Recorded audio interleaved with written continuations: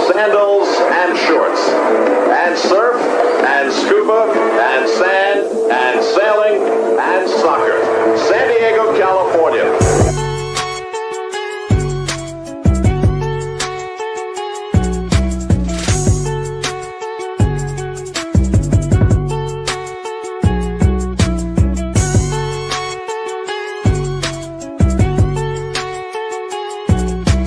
Previously on Two Balls and a Mic.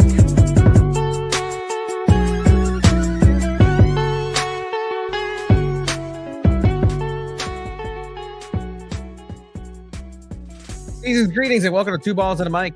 We are back on a Monday. Leagues Cup for San Diego FC is come and gone in a blink of an eye. 2 results against LigaMX teams that honestly leave, I don't know, much to be desired of this tournament. We'll talk about it. Tigres defeating SDFC 2-1. We saw Pachuca, what he did to the boy who lived once, Chuky Lozano. Talk about it. Mazatlan tomorrow. Meaningless game. Speaking of almost meaningless game, San Diego wave return. You wouldn't have noticed. Honestly, bigger waves because of the tsunami last week. There was a tsunami. No tsunami against NC Courage. A snooze fest of a game, but they will be coming back Snapdragon Stadium against LA. SD versus LA here at Snapdragon this weekend. Season's greetings to everybody joining. Abe is in person. You're in person. We're all in person. We're all having a good time. 2 Dalawa Sarape segments. One of them from Street Soccer USA from San Diego, SD Street Soccer. Senor Reed will be joining us. I'm playing in a prison, at Donovan State Prison. I may or may not have completely forgot about that. And yeah, that's gonna happen. If everything goes through, I don't know. Like I turned in paperwork, I may not be allowed based on the background clearance, but I mean I'm cleared to work elsewhere, so I should be fine. Those gaps and greats. Unless you're hiding something. We're gonna go ahead and lead into why would you not pass a background? You never know. He's done a lot of things. It's No, like, like- there's been this well, outstanding warrant. Here we go. Just stay here. I can't Keep him even there. I can't even walk onto the campuses sometimes of of Chula Vista because of my name, Jose Sanchez, is shared by so many goddamn people in the South Bay that obviously just almost statistically one of them had to be a pedophile. So I'm not allowed because I have to use my ID and it just scans Jose Sanchez. Unfortunately, that is a name that is flagged because un tocayo hizo something terrible. So hopefully, Is that actually Why a did we thing? start there? because Is that actually a thing? Like that is happens to you? actually a thing.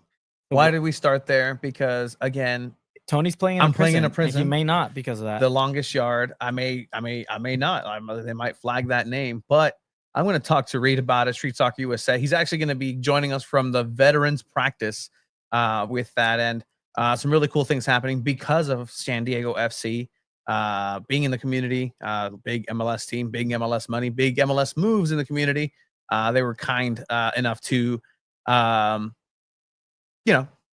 give some stuff over to a couple of kids that they work with. And we're going to talk to Kicks and Giggles, walking soccer. It should take the place of any of this pickleball business that I keep seeing around. Fan of Travesty. No, I hate pickleball. Play tennis. You really enjoy that word search right now. You were locked in. Brush. That was the word I just found. Greetings to everybody who's joining us. Thank you. That was a problem. Chamacos. I know. Like, why can't you have an iPad with you? Like, you could be like, I don't know, switching shit up. Like, well, let's see what he's thinking of over here. I'm trying to like calm the brain down before I like explode because I have so many things on my mind that there's sometimes rogue, that hey, like rogue, I need to like make sure my brain's like focused, centered. This happened to be here in front of me, so I was soft flexing a prison sentence. That's funny. Honestly, you're going to jail. Honestly, look, my issue isn't so much going into it; it's coming out. I hope everything is fine because I'll be playing against a team of inmates. I don't know if it's who would be in your team. It could be mixed. You never know. I don't know, man. And here's the thing. Your best five-a-side players history that have been arrested. Have been in prison. All of them. Ronaldinho. I mean, Dani Alves. I mean, Dani Alves. I wouldn't pick. I'll lock down Who the else? defense. Who else? I mean, Pelé got locked up once, right? I mean, sure. Again, like who hasn't? Maradona has. I mean, Messi should be in prison. Messi should be in prison, not living his life in Miami. That's true. Anyways. Oh no, el papá de Miloski. Thank you for joining us. We will be talking. Interestingly enough, to bring that up, some news did come through. That unofficially, officially, per Tom Bogert. Hey, look, Tommy says, what we've been saying for a while, and it's truth. Tom Bogert, yes, reporting that Philadelphia Union has made a friend of the pod. Tom Bogert. Friend of the pod. Actually, I reached out to him a couple weeks ago. We're actually, a busy guy. We're actually yippity yapping about this very subject. So Milan Iloski, Philadelphia Union, potentially coming into some sort of union of contracts and just crossing streams, and not a lot of people are happy with this in the San Diego soccer verse. Yeah.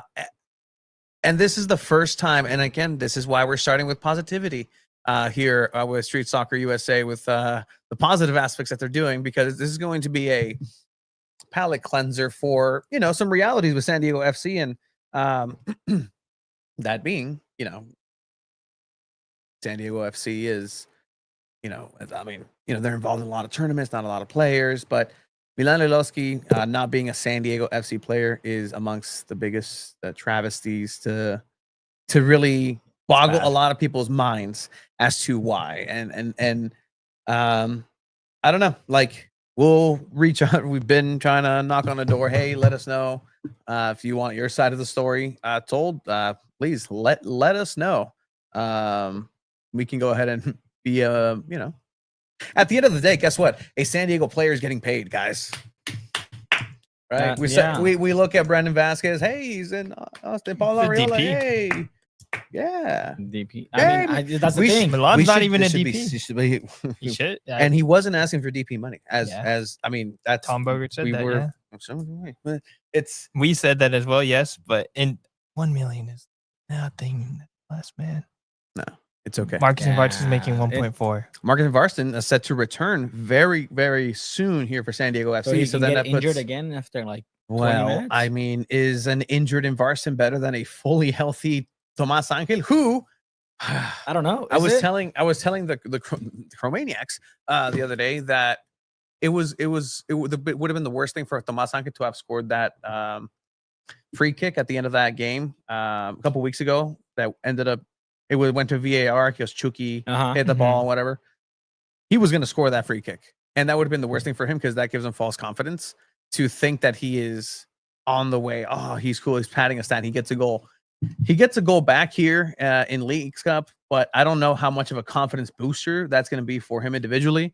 Sometimes you just kind of need that person to take it forward. And it would have been much better had it been a tying goal or a winning goal. It's easy for self-confidence, I think, in that sort. It's not saying a bad thing. Good job. He's doing his job. He's tired at that moment. So, so I mean, it's not his fault. Manu Duah just fucked shit up in that game.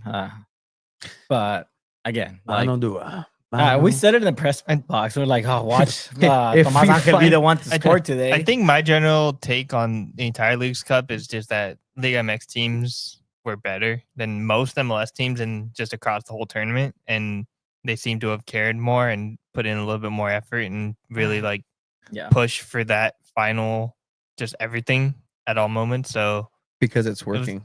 But I mean, we're gonna dive into League Cup, but I mean, it still sucks that it's only the Mexican teams that have to travel. Yeah, I think it is had to do travel wise for this San Diego game was very unfair to them, and they didn't even complain about it either. Like we talked with the Tigres coach after the match, and he even said like we can't complain about that because everyone has to deal with it except for the MLS teams, but it's just tough. So again, we're gonna go ahead and talk and chat it up here about Milan Iloski, about that transfer that's impending, the Leagues Cup. Tomorrow there's a game for San Diego FC that will, again, kind of.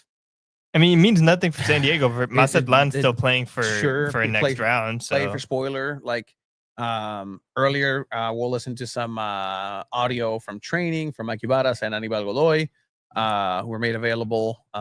Thank you, Derek Togerson, for being in person. Shout out to you, my guy. But with that, we want to go ahead and get a little bit of a different pace. We'll end with goals, gaffes, and greats because it has to do with the NWSL and Dudinha, a Brazilian player, a French player now for San Diego Wave, another French player, Phaser. I want to say phaser, like a laser. Still not technically with the team. I think she's still pending her visa. But how is she in goals, gaffes, and greats? Are you talking about Daniel Arias? Oh, I'm talking about Dudinha for goals, gaffes, and greats. I know that, but then why did the French player come up for goals, gaffes, and greats? Oh no, just saying that what Wave's amounting. Oh, okay. Yeah, what the inventory is. I think before we move on, we're gonna sort of start getting ready for the first segment. This is a 2-segment Sarape San Diego episode, which is fun. So we're going to dive into the first segment, right? Yes, sir. All right, here we go.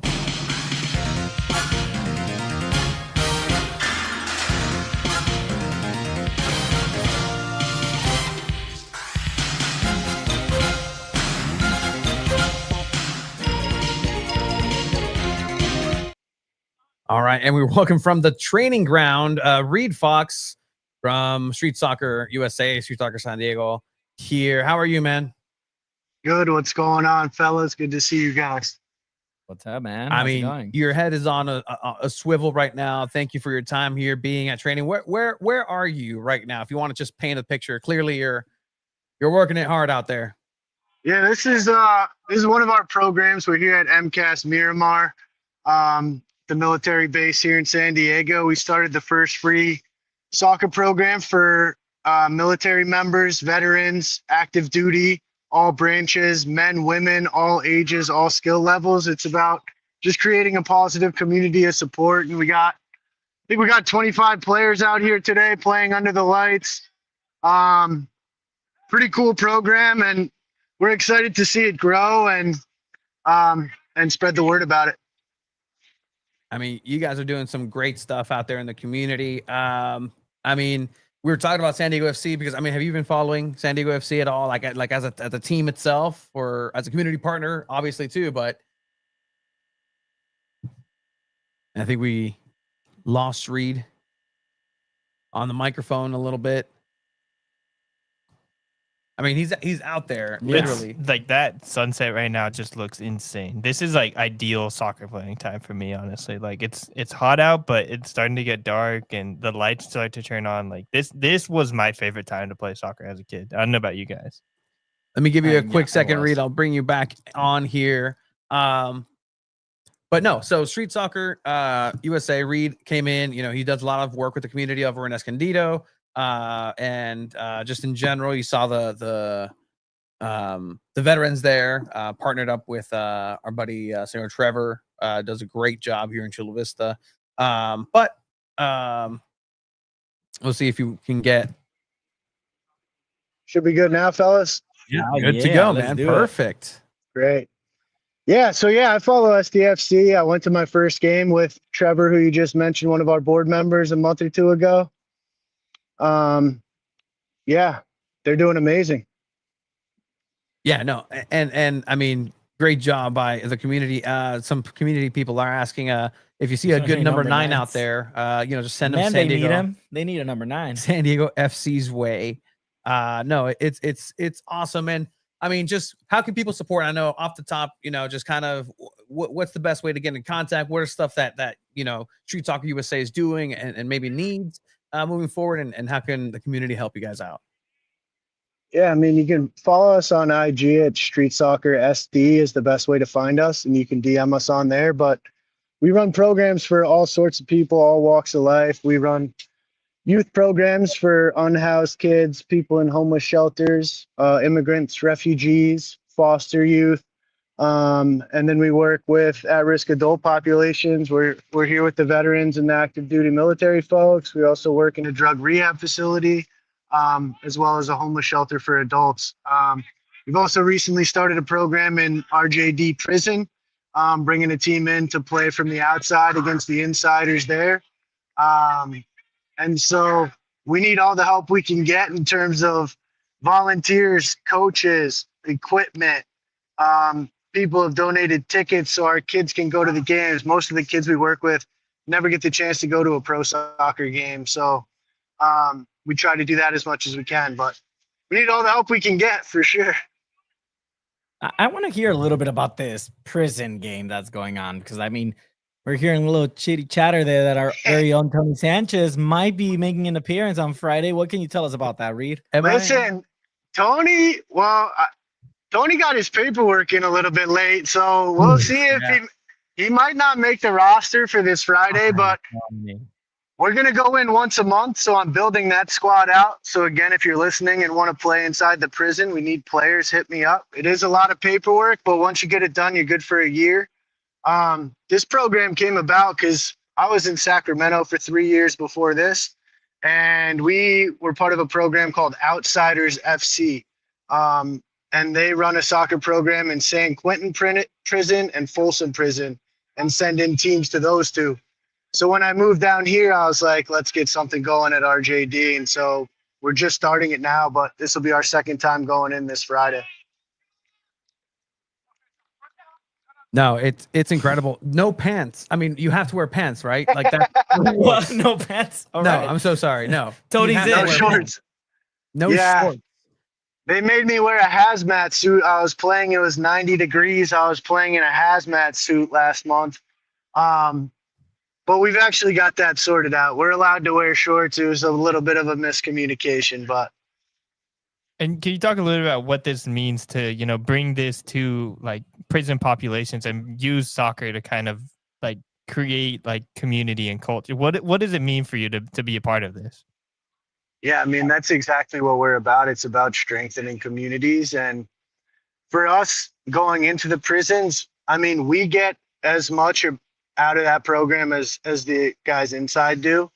For me, I always leave there thinking like these guys, they're locked inside walls all day, every day. But when they're playing footy, it just looks like any other pickup soccer game you've seen anywhere, and they're having so much fun and they're so appreciative that we're in there. They're so pumped to see me when I go in there. And it's just it's a beautiful thing. And they're super appreciative. They talk to us about how much it means to get guys from the outside, showing that they still care about them. And we're trying to work in the blocks where guys are getting out in the next year, 2 years, 3, 4 years. And connect with those folks who are coming back into society. And when you re-enter society from being incarcerated, you're often lonely, you're isolated. It's hard to find work. It's hard to find positive community. And so, when these guys get out, they can come play with us. They can come help me coach. They can come be motivational speakers to our kids. So we want to create a bridge between, the incarcerated population and us outsiders. I'm all about restorative justice. I'm all about just kind of, hey, you know what? It's a long life and it's a good life, and hopefully, as long as positivity comes out of it, I don't see why not. And Man, Reed, you're one of the hardest workers here in soccer in San Diego, and all power to you, man. And like, it's incredible what you've been doing. What are the profiles of the players that are like? Do we have flair? Do we have strong tackles? Again, if if one wants Yeah, to get man, involved, like, do I not go all in on a challenge if I'm a goalkeeper? I don't want to, I mean, guys are worried about that. Oftentimes people are asking me that, but I mean, you guys play in Sunday leagues. You've seen you've seen crazy tackles before. Like, it's nothing out of the ordinary. And again, nobody's wearing cleats in there. They're not allowed to wear cleats. And you don't even want to wear cleats, honestly, because they have a full-size pitch in there. It's lined, full-size goals. But it's basically dirt. And so you wear futsal shoes or flat. So it's not super dangerous with the tackles because nobody's wearing cleats. But the level is a mixed bag, like most programs that we run. There's guys who, were just inside and bored, and so they taught them how to play and had never kicked the ball before. And then you can tell there's some dudes who like probably played for youth clubs and maybe played semi-pro back in the day and everything in between. So it's a decent level. It's a good little run. Yeah, man, but nothing to be intimidated by. Anybody's welcome to play, all skill levels. I love that. Man. That's and really again, check out Street Soccer SD on Instagram. Get in contact. Here's the information, everything on the website. Reed, you're the go-to guy here for all this stuff, and honestly, a leader in the community. And congratulations for everything that you've been able to do. And again, all power to you. And if there's anything else that we can do, let us know. I know the club, SanDiego FC, did hook you guys up for something special coming up too, right? Yeah, they're sending us some tickets for our youth, mainly our youth, but also some of our adults at the East County Transitional Living Center in El Cajon, which is a transitional living center for unhoused folks, youth, adults, single men and single women. And we've been running a program there on Thursday nights for a few months now. And it's just a beautiful thing to see the kids and the adults just having so much fun. When you're playing soccer, you're not stressed out. You're not thinking about anything else but the game. And that's what's so beautiful about it. And, most of these kids have never been to a pro soccer game, so this will be their first experience. And that's a really special thing to be able to provide for them. We're pumped to do it. Absolutely love it. Really cool. Let's get as much people and people involved. Some big names getting involved with Street Soccer SD. Go check out who they got lined up, because it's some really cool things happening with you. Reed, again, another plug here. Philippe asking, how does one donate tickets to your cause? That's fantastic. Amazing. Yeah, sling me a DM on Instagram, Street Soccer SD. Or if you know one of these guys, you can get my number from them too. And just hit me up, man. That would be greatly appreciated. I have kids. I had a kid this morning DM me from City Heights. One of our Tanzanian boys asked me if I had tickets to the game this week. And I was like, sorry, man, I don't have any this week. But kids are always asking me, and as many tickets as we can get, we give to kids who would love the experience. That's really nice. Hell yeah. I love that. Reed, well, again, you're a busy guy. I know the folks behind you are waiting for you to either give them a break, give them a water break, or help them out, man. But thank you for your time. And again, I love what you're doing. Anything else for Reed, guys? This is just the most awesome nonprofit in San Diego, honestly. Like, being able to provide for like communities and stuff. It's just it's really cool. I only do this, Reed, because we work for Y, and so technically speaking, I mean, it up pays there. what I do. So no, I'll put you up there 100%. I'll put it on top because it has specifically with soccer, and I love it. So Reed, thank you for your time, and we'll catch you here again. Check out Street Soccer SD on Instagram, and let us know if you guys want to help. It's really cool stuff you got going on. Thank you for your time, man. Thanks, fellas. Appreciate you guys giving us the platform. Absolutely. See you next time, man. God, that's so cool, guys. That's really cool. Yeah, that's dope, man. Dude, like, that just brings soccer to like, that's Still kind of wild. You said the best nonprofit in San Diego. I mean, That's we're kind of sitting right here. crazy, like to our face. Kind of that's That's what pays all of this. Thank you, Reed. Again, thank you. This is petty. This is what we do. People are catching up to Two Balls and a Mic, SanDiego.Futbol. Again, there's been Street Soccer giant- USA has been around Two Balls and a Mic for a while. If you look at their Instagram, you can scroll way back to yeah, that's the first one of their first posts. Like their when- second post. like a year and a half ago or something. It looks no, like we're on there. Like You we already are know. Two Balls and a on Mic is on top of that. the beat. Like people don't realize this, and I think people are like, I'm so sorry. I apologize for everybody in the chat and everybody who listens after we've been following. I tried. I was on the Zoom call because I'm like, I can't make it to training. It's Leagues Cup. I want to hear from Mikey Barras and anybody. I want to ask them to their face, Mikey, ¿Qué está pasando? what is this game going to be? What are your performances? What assessments did you have about the new players coming in and the minutes? Some players got ragdolled out there. Legitimately, I was concerned for the health. Well, should we start diving in on San Diego FC? Yeah, we should.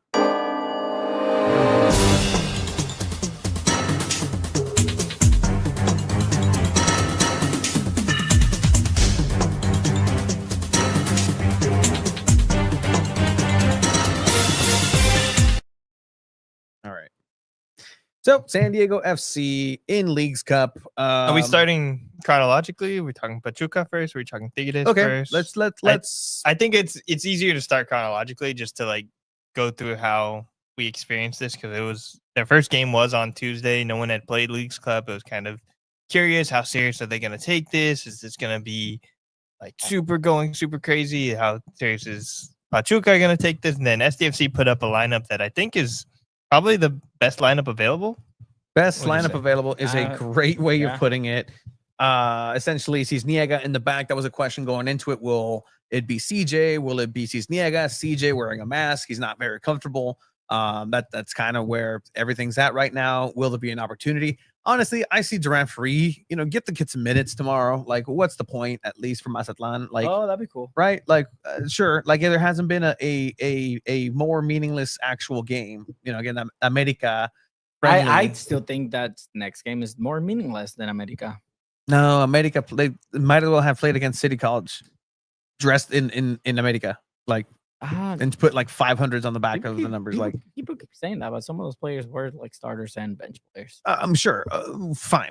I'll give them that. But Mazatlan's going to be trying though. Mazatlan is trying because they're literally one win away from qualifying. Yeah, this will be good experience for whichever San Diego FC players they do put on the field. I presume they're probably going to put some of their newer players on just to help build that chemistry. Yeah, and let them Pedro play in Soma that will come right on. dream style. For All sure. right, let's talk about Pachuca because Yeah. we'll eventually get to Mazatlan. But yeah, this like you said, this was the best possible lineup, and then Pachuca kind of answered back with some starters, some bench player like Victor Guzman hasn't been a starter.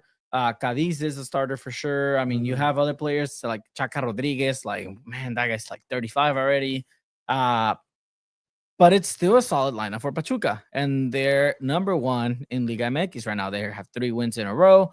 They're hot right now. They have a young and powerful team. And I think from the beginning, we could all kind of tell that San Diego FC was going to be in for a ride against Pachuca. Yeah, no, and a ride it was, and you can tell there's just levels to this. And Senor Elston, I took that from the levels of it because also Pachuca is a much fresher team. They are 4 games into Liga MX, about 3, 4 games. So much fresher legs compared to a San Diego FC who isn't match fit in terms of just health, right? People are hurt, and the people who are there don't have the conditioning to necessarily, be able to back it up for 2 tournaments. And that's the problem here. It's 2 tournaments that the very thin roster has been playing, and everybody's exhausted. Verhoeven, pobrecito, man. You catch him after a big sprint, and the body language is not good. He's huffing and puffing. He's trying his best. He's able to keep up for the most part, but this team they just don't have a lot to rely on. And the thing is, even when they don't, they still somehow look like the better team on the field. Despite results, they still look like they're a team that can compete and still potentially tie or win a game, right? They still have chances. They miss sometimes, but then they have mistakes, which with this right to dream style, there's going to be plenty of, and they start getting scored on. Cisniega tries his best, came out, got compliments from Osvaldo. Oh no, salió bien. He did the right thing, because that's how Osvaldo would come out. But here, like, this is what I mean. This goal, everything that we're talking about is kind of on that space right there. There's a ball. It's just a clearance, not a pass to anything. It's literally just a clearance. There's ball watching. People are just kind of jogging, but Pachuca's engaged. Look at Verhoeven over on the top. Yeah. Verhoeven should have registered a run by now. The moment he starts moving forward with the chest, you need to start sprinting. Okay, I'll give you a chance now. Start sprinting. And then he realizes after the pass, oh shit, I need to sprint. Like, oh no. No, he couldn't sprint. He couldn't. He's tired. He's gassed. Manu Duah trying to salvage. I mean, the initial mistake is on Manu Duah too. Like, it's a bit risky to come out and head the ball like that. But that's his job as a center back. Yeah, but that's at the half line though. No, that's center defensive mid positioning. Like, center defensive mid positioning. Look where Ian Pilcher's standing, and then look where Manu Duah comes up to. They're thought with right to dream to attack the balls, to attack on the defensive end, and he's just doing that. Dieppe wasn't there, so he had to step up and be the player to win that ball. He wins it.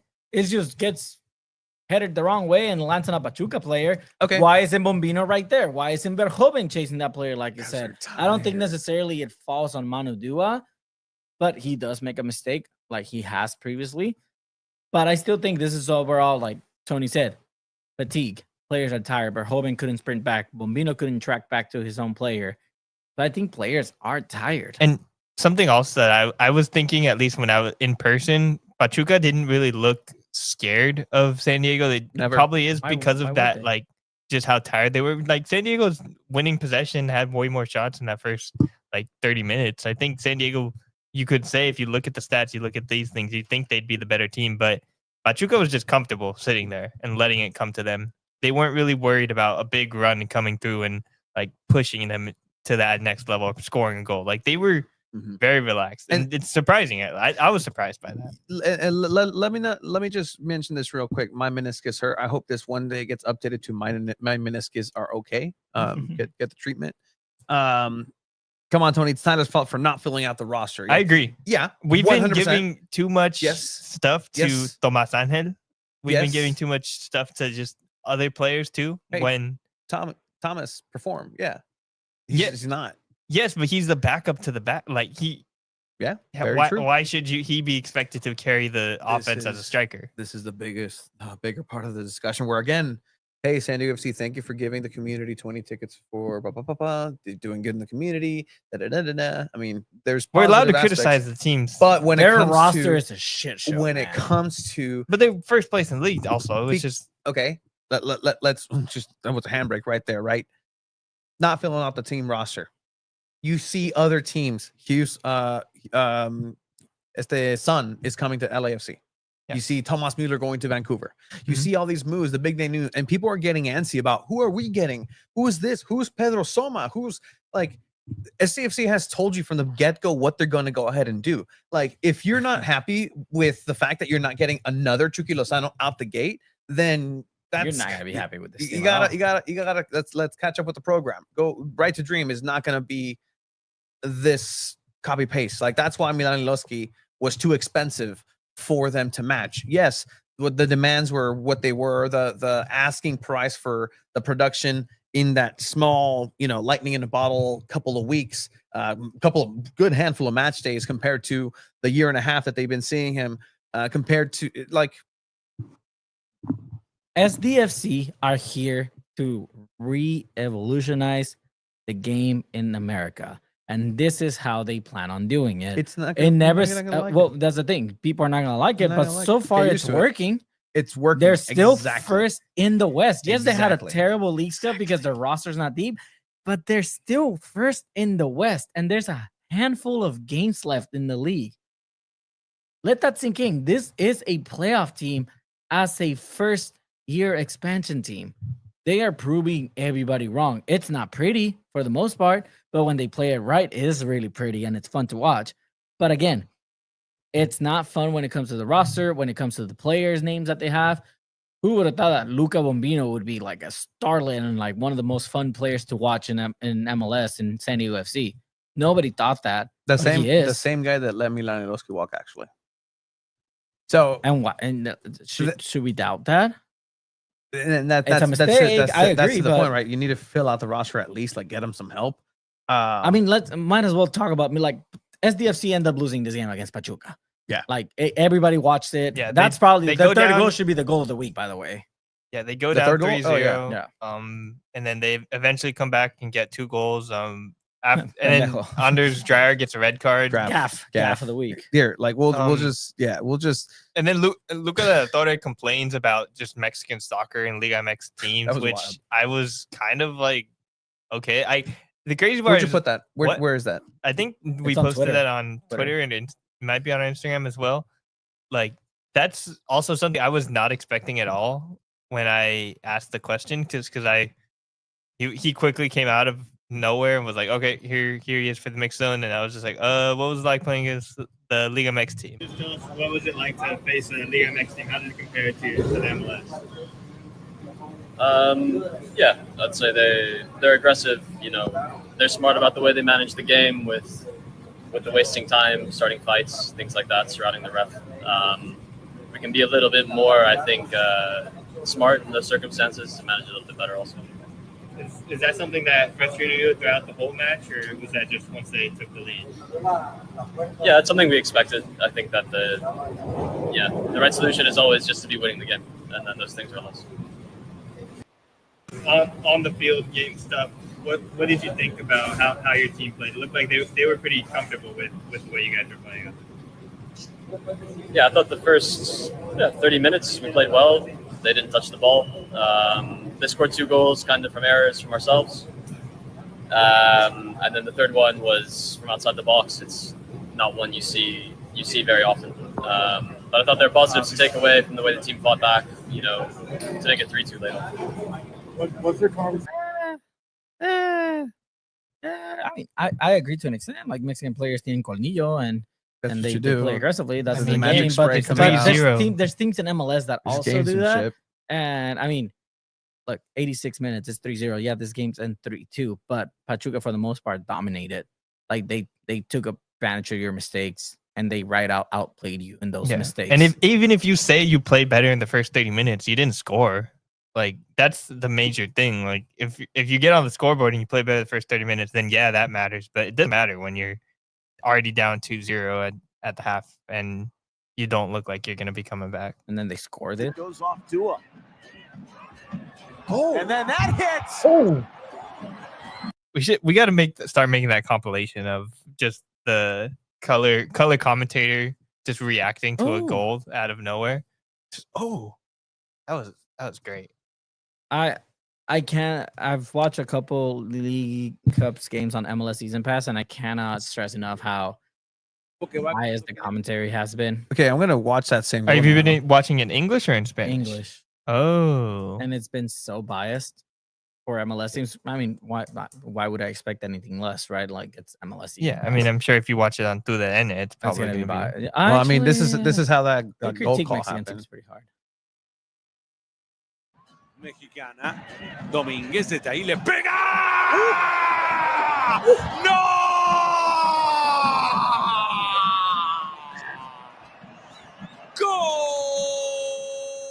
Way more fun. Like it's an Let's honor. go, It's an Goose. honor No. to get scored. To have that goal score, like honestly, Pablo Cisnega didn't mind that. I'll tell you that much right now. Like he was like, yeah, no, Cholazo way. Like probably the best goal scored this season in that stadium. But yeah, I mean, SDFC tried to come back, but it's not enough, and they lose the game. And the way this Leagues Cup format is set up is that really, if you lose one, it's very hard to be able to qualify. You Well, have to make top 4 on your side of the pyramid. well, how about this? Lose one. How about lose a second one? This second lineup, SanDiego FC. Hey, I don't know. They put Emma Boateng out there. Yeah, Boateng, Vasquez makes a debut. Harangi makes a debut. Yeah, Dreyer's not going to be playing this match because he's suspended. You might as well, I guess. Just excellent, smart. You rotate your team, keep them Honestly, safe. MVP thinking. On his Dreyer? Yeah, excellent. Yeah, that's He's like, I don't 1,000 wanna play IQ. these guys. Yeah, If Messi's not going to be playing right now, he's injured. I might as well take a break right now too. exactly. That's Jeez. true. I Smart can see way to that. think about it. Other than that, like the back line looks pretty the same. We have Franco Negri, who played great this match, by the way.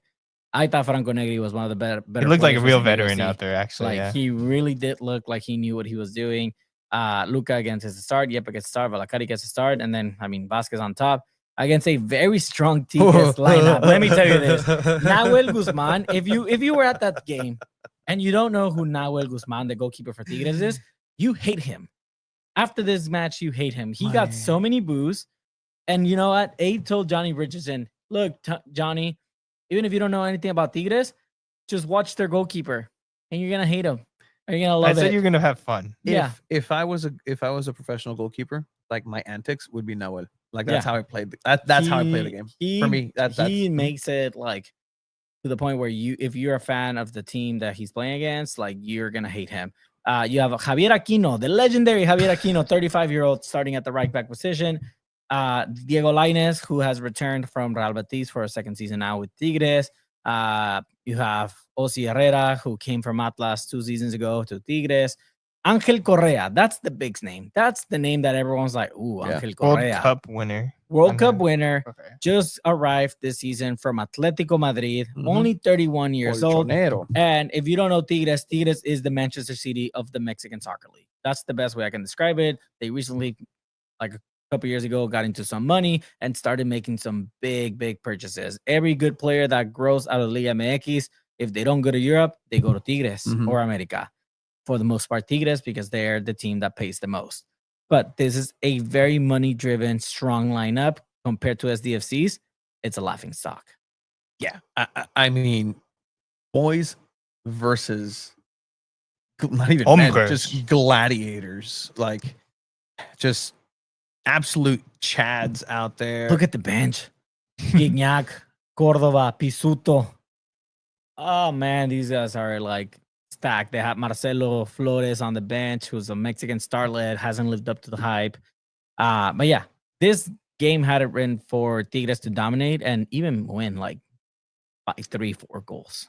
Yeah, no, it's incredible what Tigres was able to kind of put together on a short turnaround. They were stranded in Houston for a while out there.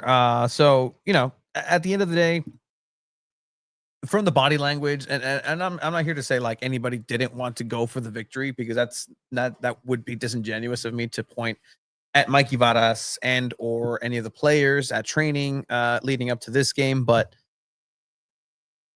it just didn't seem like a priority.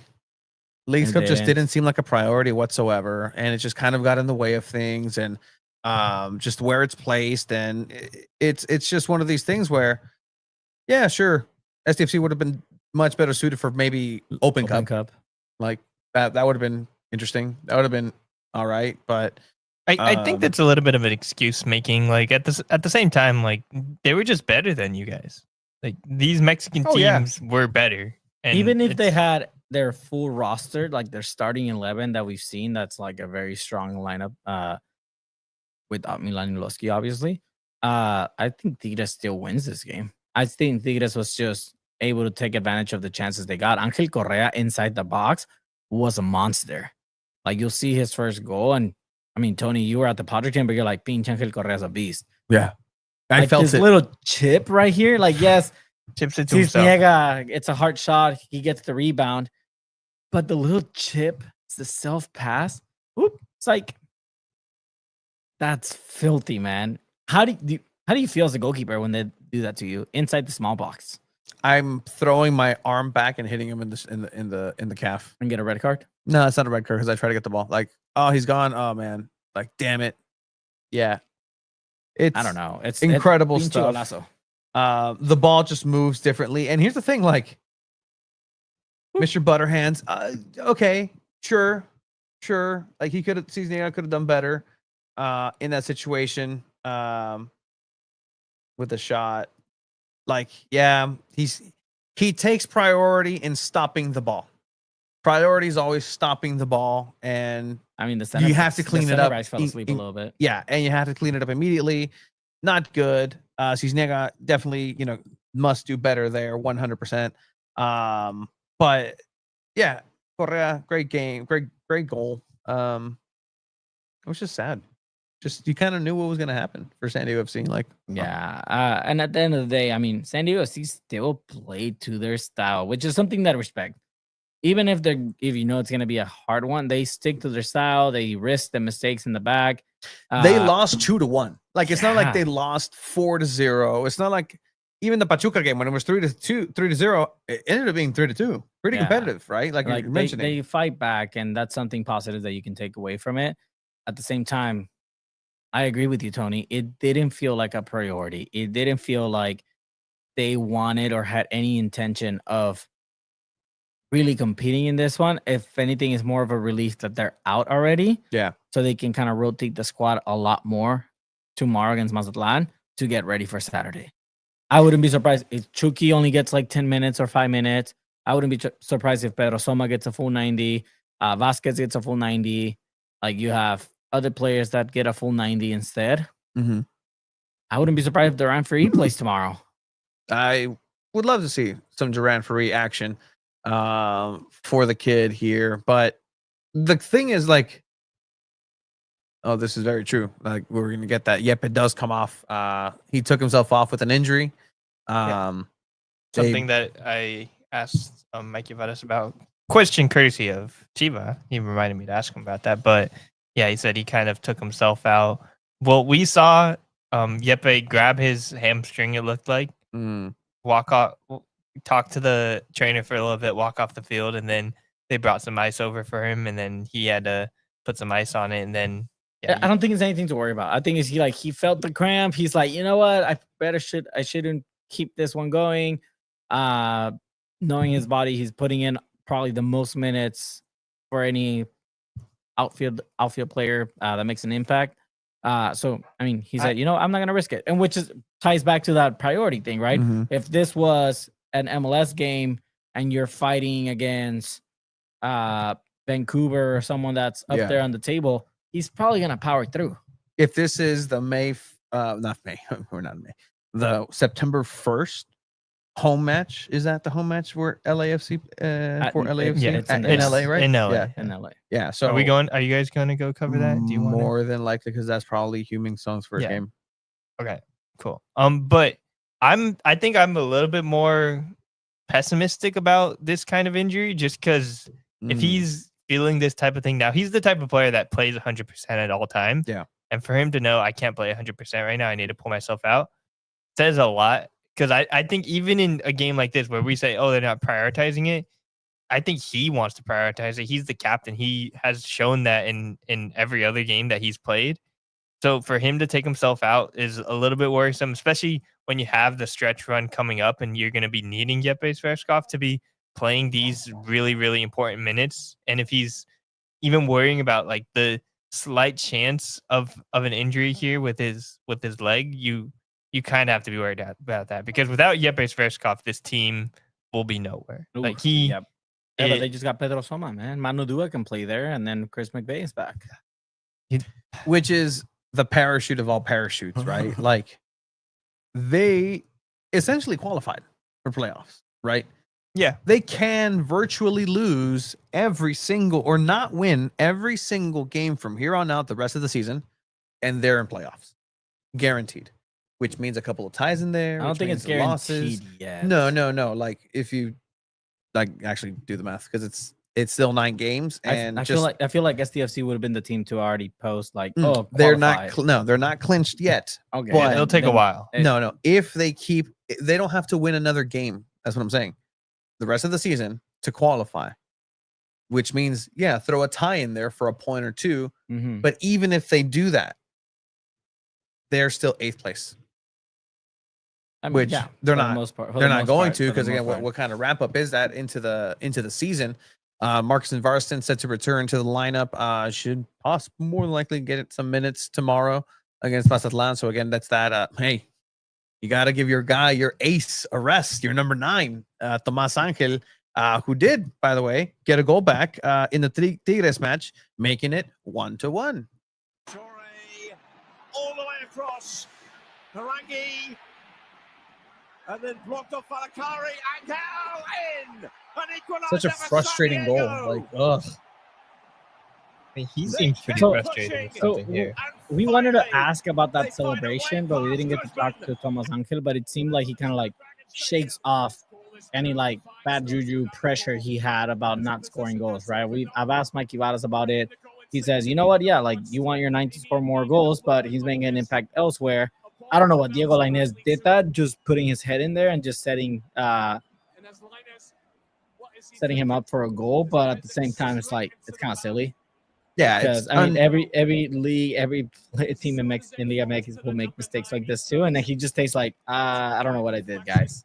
it's untidy. It's an untidy goal. It's so dumb when you look back at it. Like it's such a mistake from Tigres, which again, you gotta take advantage of those mistakes. And at one point in this game, you really did think, or at least I thought, is SDFC really gonna pull this off? I don't know if you felt that at any point during the game. I Abe. didn't We really were there feel as that. well. Maybe I was like, maybe they can salvage a draw if they like really just sit back. But I didn't think they were gonna win at any point. No, Mm. I mean, I didn't say they would win. I just said, could they really? Like, is there a chance this happens? And there was a chance. Thank you, Procrastinating Puma, in the chat. Yeah, they've passed a threshold where no team has scored that many points and missed the playoffs. So, yeah. Magic number. Yeah, they're promoting Baja. Oh, yeah, Baja Fest, guys. Hey, Beach Fest. If you've never been, just Beach go out there. Fest. It's a fun Bro, time. Maluma, Have bro. you been? Yeah, I saw Bad Bunny. Bro, there. Maluma. Whoa, that sounds awesome. I saw Wait, Bad Bunny, Daddy Yankee, wait. I don't. Did you guys not hear me? Ozuna. Maluma's going to be there, bro. But Maluma, if Danny Ocean. if you can't just if you can't just contain yourself because you're so pumped about this Leagues Cup team that is representing the city of San Diego, and they're not tired and they're not just fulfilling contractual obligations for partners, you can meet your heroes at Carl's Jr. in Convoy. You think they're eating at Carl's Jr. or are they going to Convoy, eating somewhere else on Convoy at one of the many amazing restaurants on Convoy? No, they're contractually obligated to Eat Carl's Jr. to get the thing and just be like, oh, get like a burger or something, and look at a camera. If it Look at was this famous TJ, star. then I'd be like, yeah, that's Honestly, dope. yeah, no, I don't remember last time I had Carl's Jr. Been a long time. Well, if you want, you can be one of the few people to meet how many let the guys rest. Contract. This is what's funny. It's only an hour. It's only then they do get paid for it. There are That's part of the MLS. They're salary collective employees. bargaining. There's no such thing as OT. It is what it is. I asked a photographer because we stayed pretty late after Tigres, like pretty late because the players came out very late. And I was just asked the photographer or videographer those. I was like, "You salary or hourly?" He's like, "Freaking salary." I was like, "Damn." Like, yeah, my other coworkers left already. But you know what? It takes a village. It takes a village. So SDFC ended up losing that game 2-1, which mathematically puts them out of virtually, Leagues Cup. it's just they're gone. Like but Yeah. there's still a Like game they're to officially be played. So is this an tomorrow. embarrassment No, for their performance in Leagues Cup? I mean, If Leagues Cup If is they the were most healthy- important tournament to you, then yes, it's an embarrassment. Okay, but how important is Leagues Cup?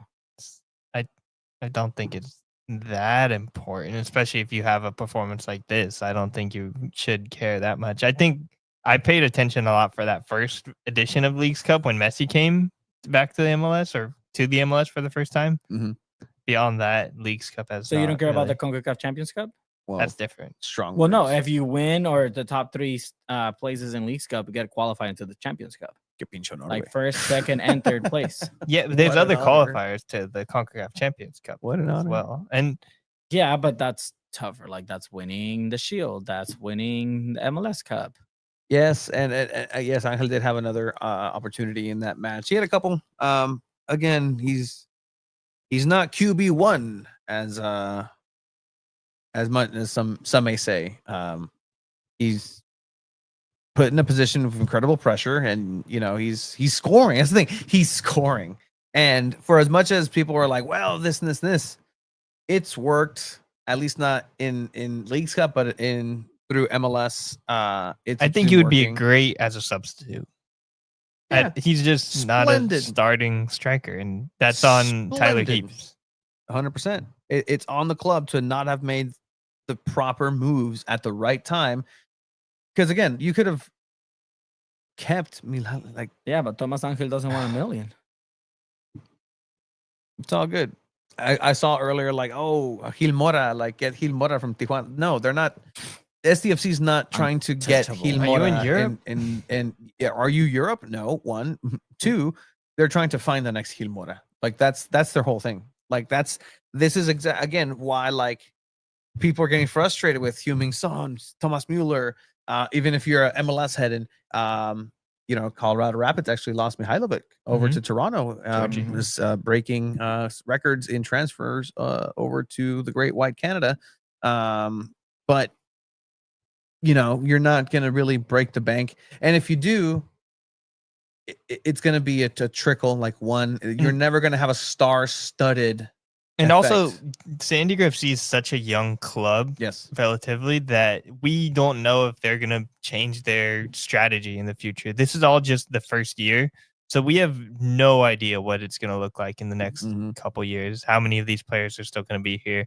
Is Anders Dreyer going to stay here? Like, what is going to happen with this team? I think it's hard to like think about it on this broad perspective just because this is the first season. But as far as the first season goes, this is pretty great for San Diego. I think they really have nothing to complain about. Even if let's say they get bounced in the first round of the playoffs. Yeah. There's no striker. They can't really score.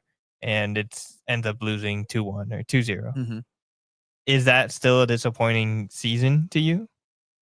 To a lot of people, it is because you gave them hope. And the thing, like the hope is already fair. That's fair. It's already like that ship has sailed and is in international waters right now, and it's absolutely lawless. There are things happening. Came back to Philadelphia, and yeah, no, sorry, you shouldn't have let the survivor off. You had a chance to keep him on board, but that's gonna bite him in the ass, man. Like so much. Like it's somehow gonna happen where maybe not even this season, but next season. Like it's just gonna catch up where Milan is gonna get his. You gave a player a reason. I don't care what it is. If it's like just the most meaningless exhibition game and you play Milan for San Diego FC, he's gonna score 4 goals in 10 minutes against you. And he's gonna celebrate. Yeah, the same way too. Same way. I can't wait. That's gonna be so much fun if it happens. Like not call me a hater or whatever you want, but something about when a player leaves the club on not the best terms and then they end up playing against them and they score a winner, like it makes me happy. Yeah, no, it makes me really happy. Can Honors and Chuky play the 9 position? Yes, they can. And so Dreyer has been playing 2 positions at once. He's been playing Tomas Angel's position, and Tomas Angel has been getting in the way of Honors Dreyer. But I mean, yeah, they can. But who are you going to put on the wing? Alex Mighton, who runs into legs? I say just keep Valakari up top again. Like that was we saw SDFC doing some fun things with Valakari up there for a while. At this point, you kind of do have to sit out Tomas Angel, in my opinion. But again, he's scoring. He's scoring. Scored once. He's scoring is the thing. Scored once. It's happening. Like we're gonna keep talking SDFC, it's the worst. But I believe we have a second Sarape segment. Is it? Yeah, here in a bit. Let's hear a little bit from what Mikey Vadas had to say here about Mazatlan, their match tomorrow. Correct. Their match tomorrow. Again, I don't know how. Lowest SDFC attendance tomorrow. It's not included in season ticket member. Should be packages. Earlier, I was actually somebody told me like, "Oh, you want tickets?" I'm like, well, I guess. well, All right, let's hear from Mikey Vadas and Aníbal Godoy. Perfect. Hey, ladies and gentlemen, we're joined by head coach Mikey Varas and midfielder Aníbal Godoy. Damas y caballeros, estamos con el director técnico Mikey Varas y mediocampista Aníbal Godoy. Empezamos con preguntas aquí en el cuarto. Derek, go ahead and person. Well, I start out, Mikey. Not the results, obviously, you wanted the first couple of matches of the Leagues Cup. But overall performance, how do you think the teams looked? Yeah, I think we've done a lot of really good things. I think that what we've shown is that no matter who steps in the field, our style of play doesn't change, our initiative doesn't change. We played against two very good teams from LigaMX, and for large portions of the game, we controlled it. Not only that, we created clear chances. You know, if we are able to bury one of the clear chances we score or we have in both of those games early in the game, these games are totally different. And then I think the learning lessons are that these kind of teams can punish you in any moment, especially in transition. Recording in progress. If we fix that a little bit, we improve that a little bit, and we take our chances, I think the rest of it we're doing really, really well. Really proud of the group. Now looking at Sarape, probably not on the spot to advance. How do you handle substitutions, many some younger guys with playing time? How are you looking at the third match here? Yeah, for us, it's clear we want to finish the tournament strong because we're here to win. It's a competitive culture that we have here, and every time we step on the field, whether it's 5v5 or a game or a scrimmage, we want to win the game. So that's first and foremost. Second is an opportunity to continue making our squad bigger, so giving some guys some opportunities to see how they do. It also helps, gives us an opportunity to set ourselves up to finish the summer strong, right? Get some guys right, get everybody the stimulus that they need so we can hit the ground running after this game also. I mean, Contigo is one of the better guys on the club. Being out there with some of these youngsters, what's it like for you? Maybe help you energize you a little bit to be around these guys, or you feel like you're more of a teacher out there on the pitch at times? No, I am here to working for the team and to win. And I think this thing we are creating like a really good foundation, and I think I am here to try to help in every single situation, and when I don't play on when I play. I don't wanna say like I am the teacher of the player, but I try to help always. And I think for me the more important thing is to do my job in the field, because this is what I am here. When I play football, I play inside the field. I have to do my job and to help the team in the best way I can. Physically, you feel? Aníbal Godoy and head coach Mikey Varas. I see people saying like sometimes Mikey's answers are very annoying. I mean, I can at this point have my own press conference with Mikey Varas as Mikey Varas. Like, ask me anything. As if I'm Mikey Varas. Maybe we're not asking good enough questions. Excellent point. Yeah. Ask me if I'm Mikey Varas. Ask me a good question if I'm Mikey Varas. Mikey, why are you not starting CJ Dos Santos? Well, it's because, we're really giving opportunities to all the players, and just because of our identity and our play style, it really kind of matches well with whoever, has been best top form. And I think Pablo has shown that through the fundamentals, he's really to take that step, and we're ready, and all the players are ready to go and on any given moment. So there's a long season, so we're going to see whoever's available at the time and the best moment for them. You got to use a couple more adjectives. He's been excellent. He does a little bit of hand stuff sometimes. Hands. I did like what Godoy was mentioning there, just in terms of the teaching part of it. Like, he sees himself as a teacher, just like that coach aspect. And with that, a little bit of a pivot here, because we're going to continue talking San Diego FC. There's a lot of San Diego FC still to talk. We have, again, this Mazatlan game tomorrow. We still have to do, just kind of close that out. Also, this little Milan Iloski thing, because they play on Saturday. It's for sure. Well, they will play on Saturday in MLS action, and we'll see if that's the case. But here at home, locally, San Diego Wave is also back, returning SD versus LA. But in the coaching side of things, I want to go ahead and welcome here on our Sarape segment. We did one earlier with Street Soccer SD. Now we met this group over at the KPBS Kicking It event was it called? Yeah. At SDFC, yeah. At SDFC, it was really cool, and I had the time of my life out there, actually, and got a good workout. So with that, second Sarape segment of the day.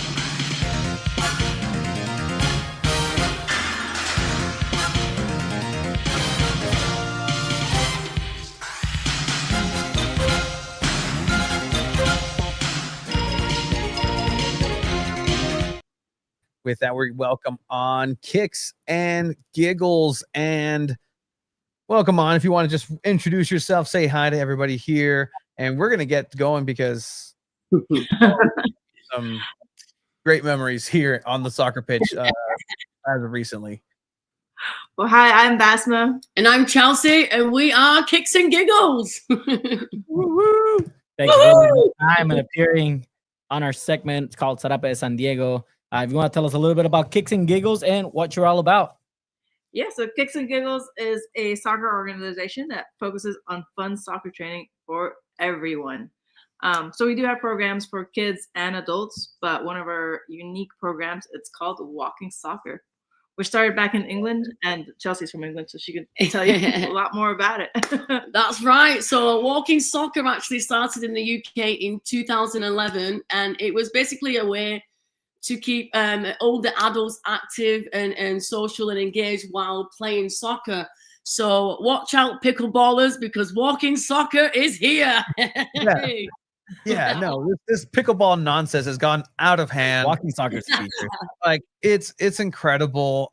For those who are maybe not in the know of walking soccer, it's very simple. If you know the game, you know the game. It's almost, there's infractions in soccer. Chelsea here was actually refereeing the match that I played, and there's some dissenting a little bit, but it's all fun. If you're going to explain just like the rules of it, and I think people will understand exactly just the mechanics and why this poses a challenge to anybody who's actually played the game at full speed. Yeah, so if you're anything like me, who's like grown up their whole life playing soccer, well, you are probably going to be the ones who are going to be flagged up the most, because one of the main rules, but it's walking soccer. So the obvious one is you are not allowed to run. So you're only allowed to walk. So basically what determines whether it's a run or a walk is one foot must always be on the floor. So when I first started this, I've been literally trained my whole life to run with the ball as fast as you can. So now I'm being told to stop. And so I'm the one, whoop, oh, you got some videos, look at that. Brilliant. So yeah, so that's the main rule of the no running. So you can either walk like, you're on holiday, or, I don't know if you're familiar with the power walking in the Paris Olympics of several years ago, but you can power walk too. Swing those arms. Swing those arms like you're late for work, I like to say on a Monday morning. Actually, they have a power walk. You power walk. You tried it the other day. I've tried power walking with an Olympic power walker one time. It's very, very difficult. But there's something I really enjoyed about seeing this. It brings soccer to its like fundamental levels, and it can help with people learning the game. How have you seen that in kind of focusing down on the bare bones of what soccer is? I mean, it's been incredible. I mean, it's been an eye-opener because there's so many different like levels. So like you can come and play this if you've never played or you've got no knowledge of it, because we go over the rules. And like I said, there's some of the rules that are different. You're not allowed to tackle as well. So basically, if I've got a ball at my feet, no one's allowed to kick it away from me. So it also teaches you how to actually be patient, read the game, and defend the ball, like maybe forcing them to make a heavy pass or a heavy touch, so then you can step your body in front of the ball, right? So it's been amazing. So, and we also have had ex-professional players come out. We had players from Qatar come out, the Middle East, some Australians.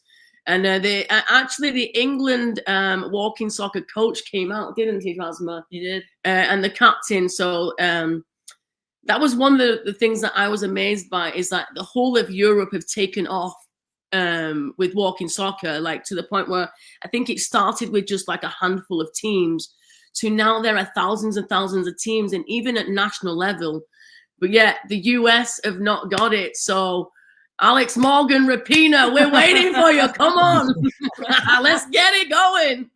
I can't tell you how fun this was, because for me, I'm still a competitor at heart, and I still needed to win my game. So I was thinking of how am I going to, get the most out of this lean version of soccer. And I'm just like, again, like it has different rules. So you have to be able to think on the fly, right?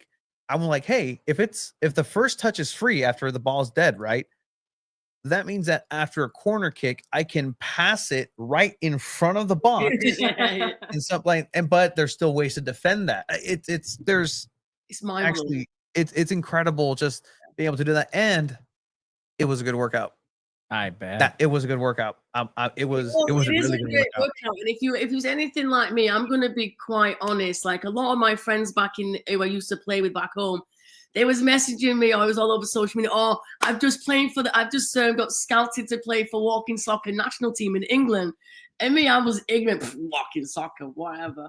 And it was only until I actually tried it and played it and realized how hard it was and how much of a workout it was. And yeah, it's such a social level as well. So yeah, it blew my mind. And the more I played it, the more I learned. And it's amazing. So I mean, and obviously Kicks and Giggles is something that a project that you have. What's kind of the vision for this, and just kind of how can people get involved? Because again, we have a lot of listeners. We have people who get involved. No, Tanya, part of the Sirens. Troy was out there, part of my team. Was he against me? One of the two. We were having fun out there. But how can people get involved, or what's the next step for this moving forward? Well, we usually play on Sunday morning, so we play Central San Diego. So just come out for your first time. Just message us or register online, and your first time is free. And we've kind of built this community. It's quite social. Everybody comes. Some people come early. They chit chat. They stay later to chit chat. They try to chit chat during class, but if Chelsea lets them. But it's even if you've never played soccer, you can come and you will learn to play soccer at a slower pace, and you don't feel rushed or that pressure of I need to be a great player to even join. You don't have to know anything. I didn't know very much soccer, and I joined, and now I'm a lot better. She couldn't get worse. She couldn't get worse. But we do have a website as well and social media, so it's just Kicks and Giggles. .fc football community. Yeah. No, 100%. And I really, again, I'm glad that Trevor's on here. He's actually somebody who gets very involved with the veterans and stuff like. And Felipe here was saying, hey, I have a bum knee, like I can't run, and this is for everybody. And let me tell you, there was a young lady, I believe Elaine was her name. Elaine's our little trooper. Amazing. Oh my goodness. Left wing maestro, like incredible. Like I got dusted because again, she knows how to play walking soccer. It was my first time playing walking soccer. So but she knows the ins and outs and was cutting me at angles. I'm like, I can't tackle. So I'm locked into this place. I just have to watch her walk past me and score.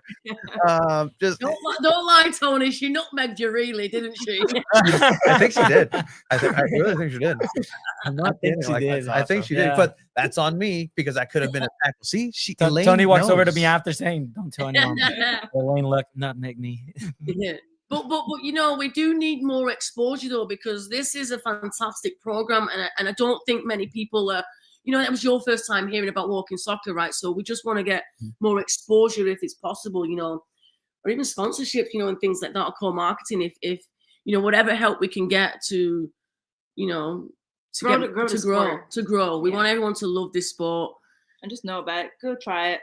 Go play with your ball, walking. See how you feel. And the coaches are bonkers. You'll have a great time.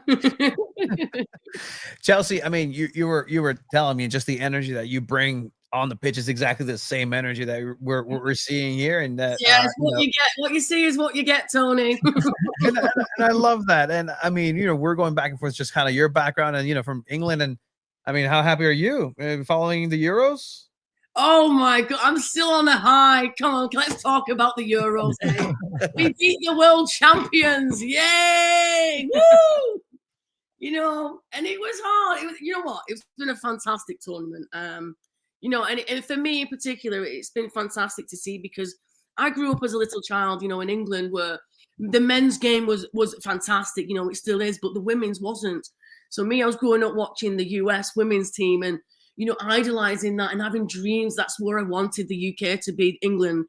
And to now see it and just to see how far, look at it. Oh, thank you, Tony. Look at this. I was, I had the walking soccer class that overlapped with this time.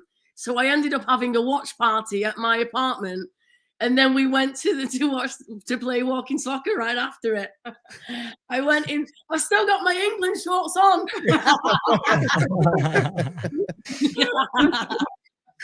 I love it.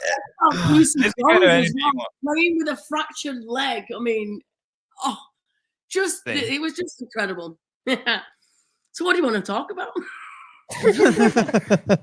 This is the kind of energy you guys want from your coach. For all people out there listening, if you want to play walking soccer, you're going to be feeling this kind of just madness, which is awesome. I love it. It's just so much fun, and like literally, like there's things that just come across in soccer. It was like even foot tennis. I'm like, okay, like I get it, but like I'm more of a finesse guy. I'm not a power. You have to drive the ball down at some point. Like, yeah, it takes technique and stuff, but by the 18th hole, but like. This is very accessible. Like, again, like I highly recommend to everybody to get involved. You saw the Instagram, you saw the website. Like, there's ways to connect. Chelsea and Kicks and Giggles, they're ready to receive. Just everybody on this. And I want it to be a champagne problem where you have too many teams now. Like hey, Elaine can't lose her like everybody after her.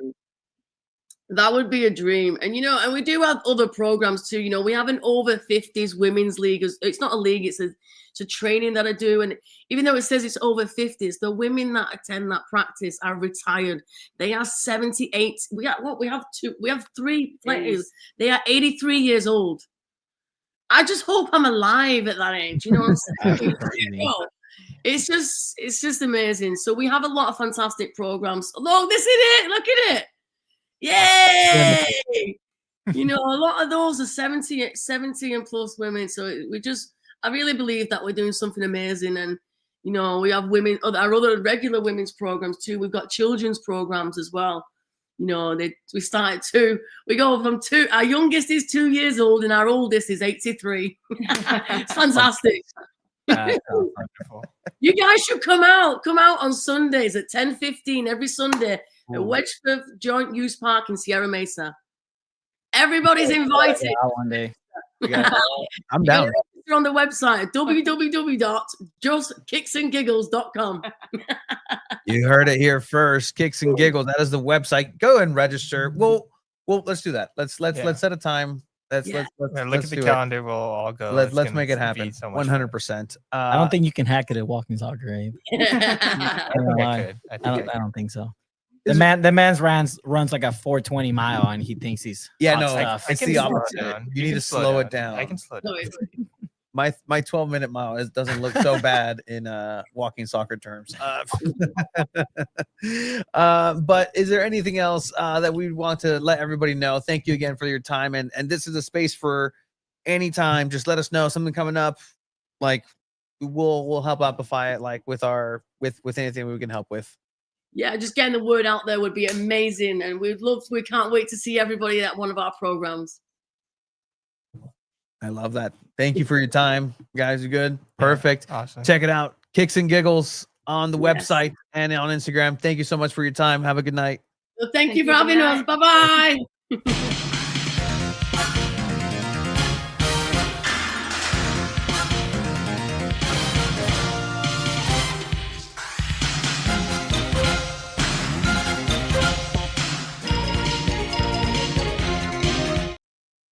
That was so nice and positive and fun. Yeah, that was really cool. Again, cool. So many cool community soccer things happening in San Diego. This is awesome. Like, this is the ridiculous thing. Like 70 and 80-year-olds getting to play, like, and be active and just do this, and like such positive, high energy people teaching you too. That sounds like so much fun. Like I don't think I've ever had a coach that was that like positive. Have you ever had coaches like that? Oh, dude. Well, the guy that just died. Yeah, no, but not positive though. 100%. Like in a nerdy way, in a yeah, I got you. Soccer coach. But again, more people need to be that, like, be the positive. Like, I certainly cannot be that ray of sunshine for you. I cannot be. You sure cannot. That Chelsea brings. You I sure cannot. I can give it in doses. I can, and I can. I really care about you, Abe. Like, I really want to make sure that you're taken care of, and at the end of the day, like, your happiness is genuine. Yeah, it's a little scary. It's a little scary. It doesn't feel genuine. I believe him. I believe him too, but it doesn't feel that way. Philippe, I really enjoyed the fact that you're here joining us and you're going to check it out with your wife. I'm grateful for everybody in the chat. This sounds grateful like, for everybody. Check it out with your wife. Check it out with your popping family. tonight, man. This procrastinating Puma guys. So cool. Maybe they can recruit a 9 from the Kicks and Giggles lead. Like you gotta. I hear Elaine's available. She's a free agent right now. Like genuinely, they touched on it a little bit, but this helps so much with just the fundamentals of certain parts of your game, as far as just like being able to move, cut one way, trying to lose a defender, because they're gonna be like right there. When a person knows how to defend you walking, then you have to be sneaky with the way you get past. I was a little too good at defending walking because again, I was really trying to win. You can't defend. I can't. You can't defend, but you can cut angles. So you can't tackle. But pinche jirafón, piernotas, güey. ¿Cómo no se paran los pases? I like it. We are gonna have to make some time to go out there and play some walking soccer. Walk it like I talk it. That sounds like the type of soccer that we're all built for right now. So yeah. Let's dive a little bit back into San Diego FC, because before we dive into San Diego FC, because we did.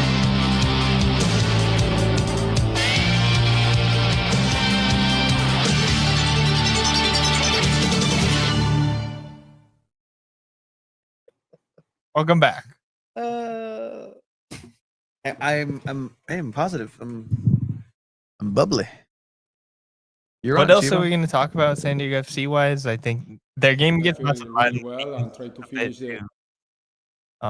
Obviously they're gonna say we're gonna try and stuff, but like I think they will put forth a solid effort just to get the team working chemistry wise. That was something I asked Mikey Vadas about after the Tigres game. You know, what are some of the younger players? What did they look like? How did they play in this match? And they only had like 2 trainings, I think, to that point ahead of that Tigres match. So they still are probably a ways away from truly melding and being the players that they want them to be. And this is also such like a developmental part of what San Diego FC wants to do. So it's going to take them a while to truly like meld with the Pedro Somas, with the Vasquez, the David Vasquez of the world. So, and they're still first in the West with it. Yeah. And it's, I think, damn it.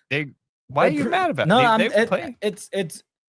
it's impressive. And I'm not mad about it. Why would I be mad about it? Like, the team that we do media coverage for is one of the best teams on the Western Conference. Like, it's impressive. So fun. Yeah. But it's also important to critique and criticize when they're making mistakes. I mean, at least mistakes that we think are mistakes, like Milanilovsky.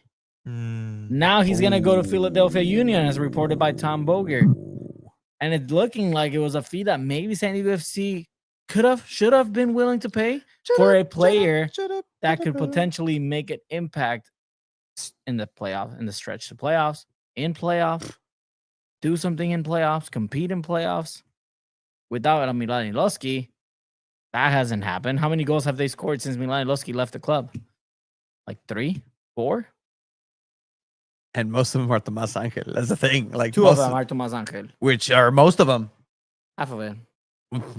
I mean. But what do you guys think about this? Like, is that a mistake? Did Tyler Heaps mess up? Like, let me tell you. He has half a month to fix it. A lot of gray hairs. The stress is getting to him, man. Like, you can tell. Yeah, when you do compare, I would love to see a like before and after at the end of the season where we see his announcement photos back in 2024, and then happy as a feather, like. I mean, excited. Yeah, but this is gonna happen. It's such a tough job too, and also for your first year to be at the top of the league and have such high expectations. I think it's gonna be like tough for anyone, especially a first-time sporting director. That's got to be like really difficult, and he's performed really well to this point. And this is probably, I think, the biggest thing you can circle as far as a mistake goes, just because they said, okay, he's going to go back to FC Nordsjælland. He wants to explore his opportunities there and possibly start over there. That's I think what the most frustrating part about it is they kind of, I don't want to say lied, but they said they used this as the excuse of he's going to go to Nordsjælland. He's going to explore his opportunities over there. He wants to play in Europe, this, and that.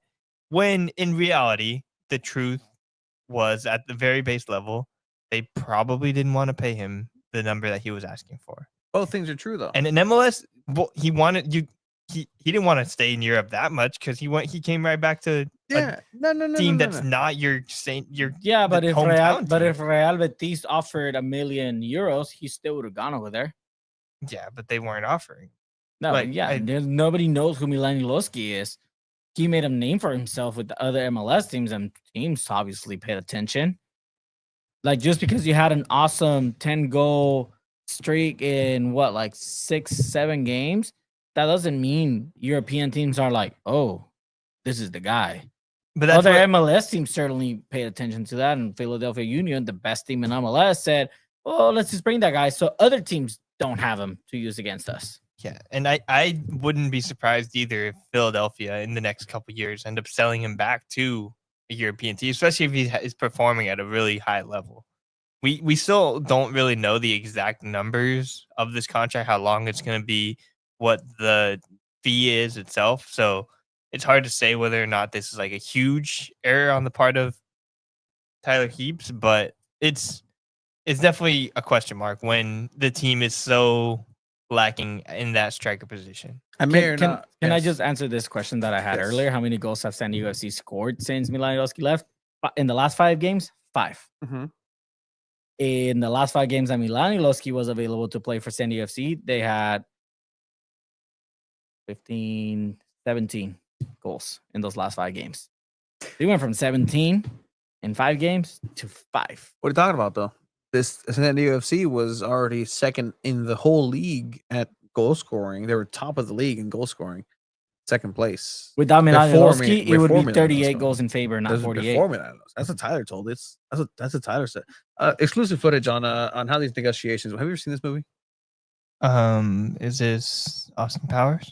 Exclusive negotiations. This is how this kind of went down with Milan Iloski and the club.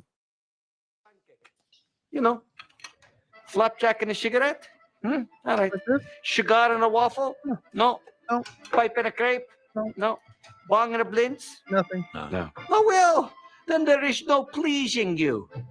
Bye. Go back to FC Northland. There is no pleasing you then. That's how you think. That's how you think the negotiations went. Yeah. And there's no pleasing you here. Obviously, something will please you in Europe. Go find a European club. He wanted to go back to Europe. This is what he wanted. Clearly, he didn't want to stay here and accept the terms that we're presenting. Oh, there was no pleasing you here. Bye-bye. Well, he wanted. You want to go back to Europe? Back to Europe you go. He wanted a little bit more money, right? No, there's nothing wrong with that. And that. then FC Northland comes back and it's like, well, I don't need that. What? My season starts in 5 days. I don't need this. Offload. Like they don't need a Milan Iloski.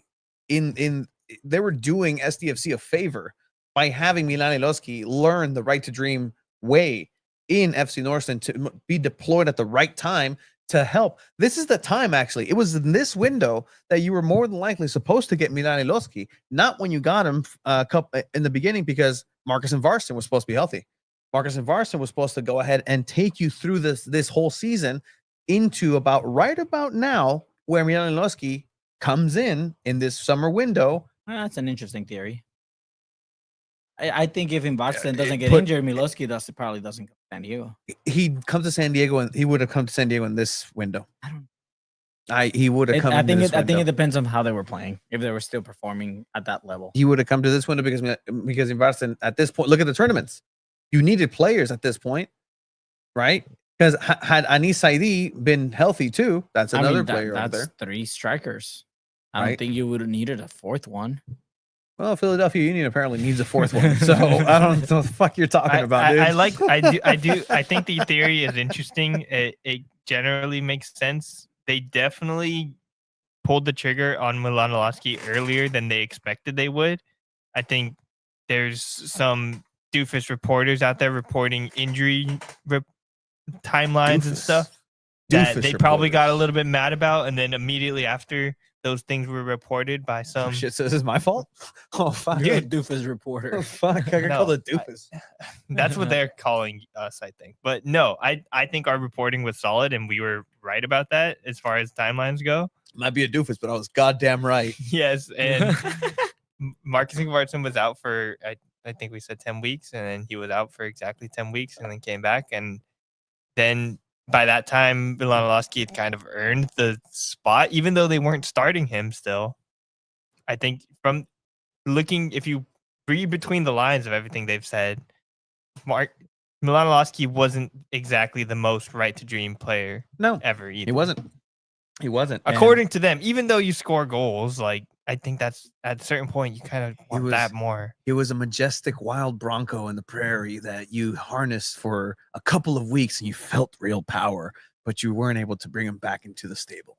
I don't know where that fucking came from, but here we are. You got to keep the bronco around, though, wouldn't you? You do 100%. But And then now they couldn't handle it. But now They we got a couldn't white handle the Bronco. We got a white bronco on loose in Philadelphia, and it's gonna enjoy that Bronco's slaughtering. gonna run your ass over. Eh? Yep, Let me and tell you that. the glove fits.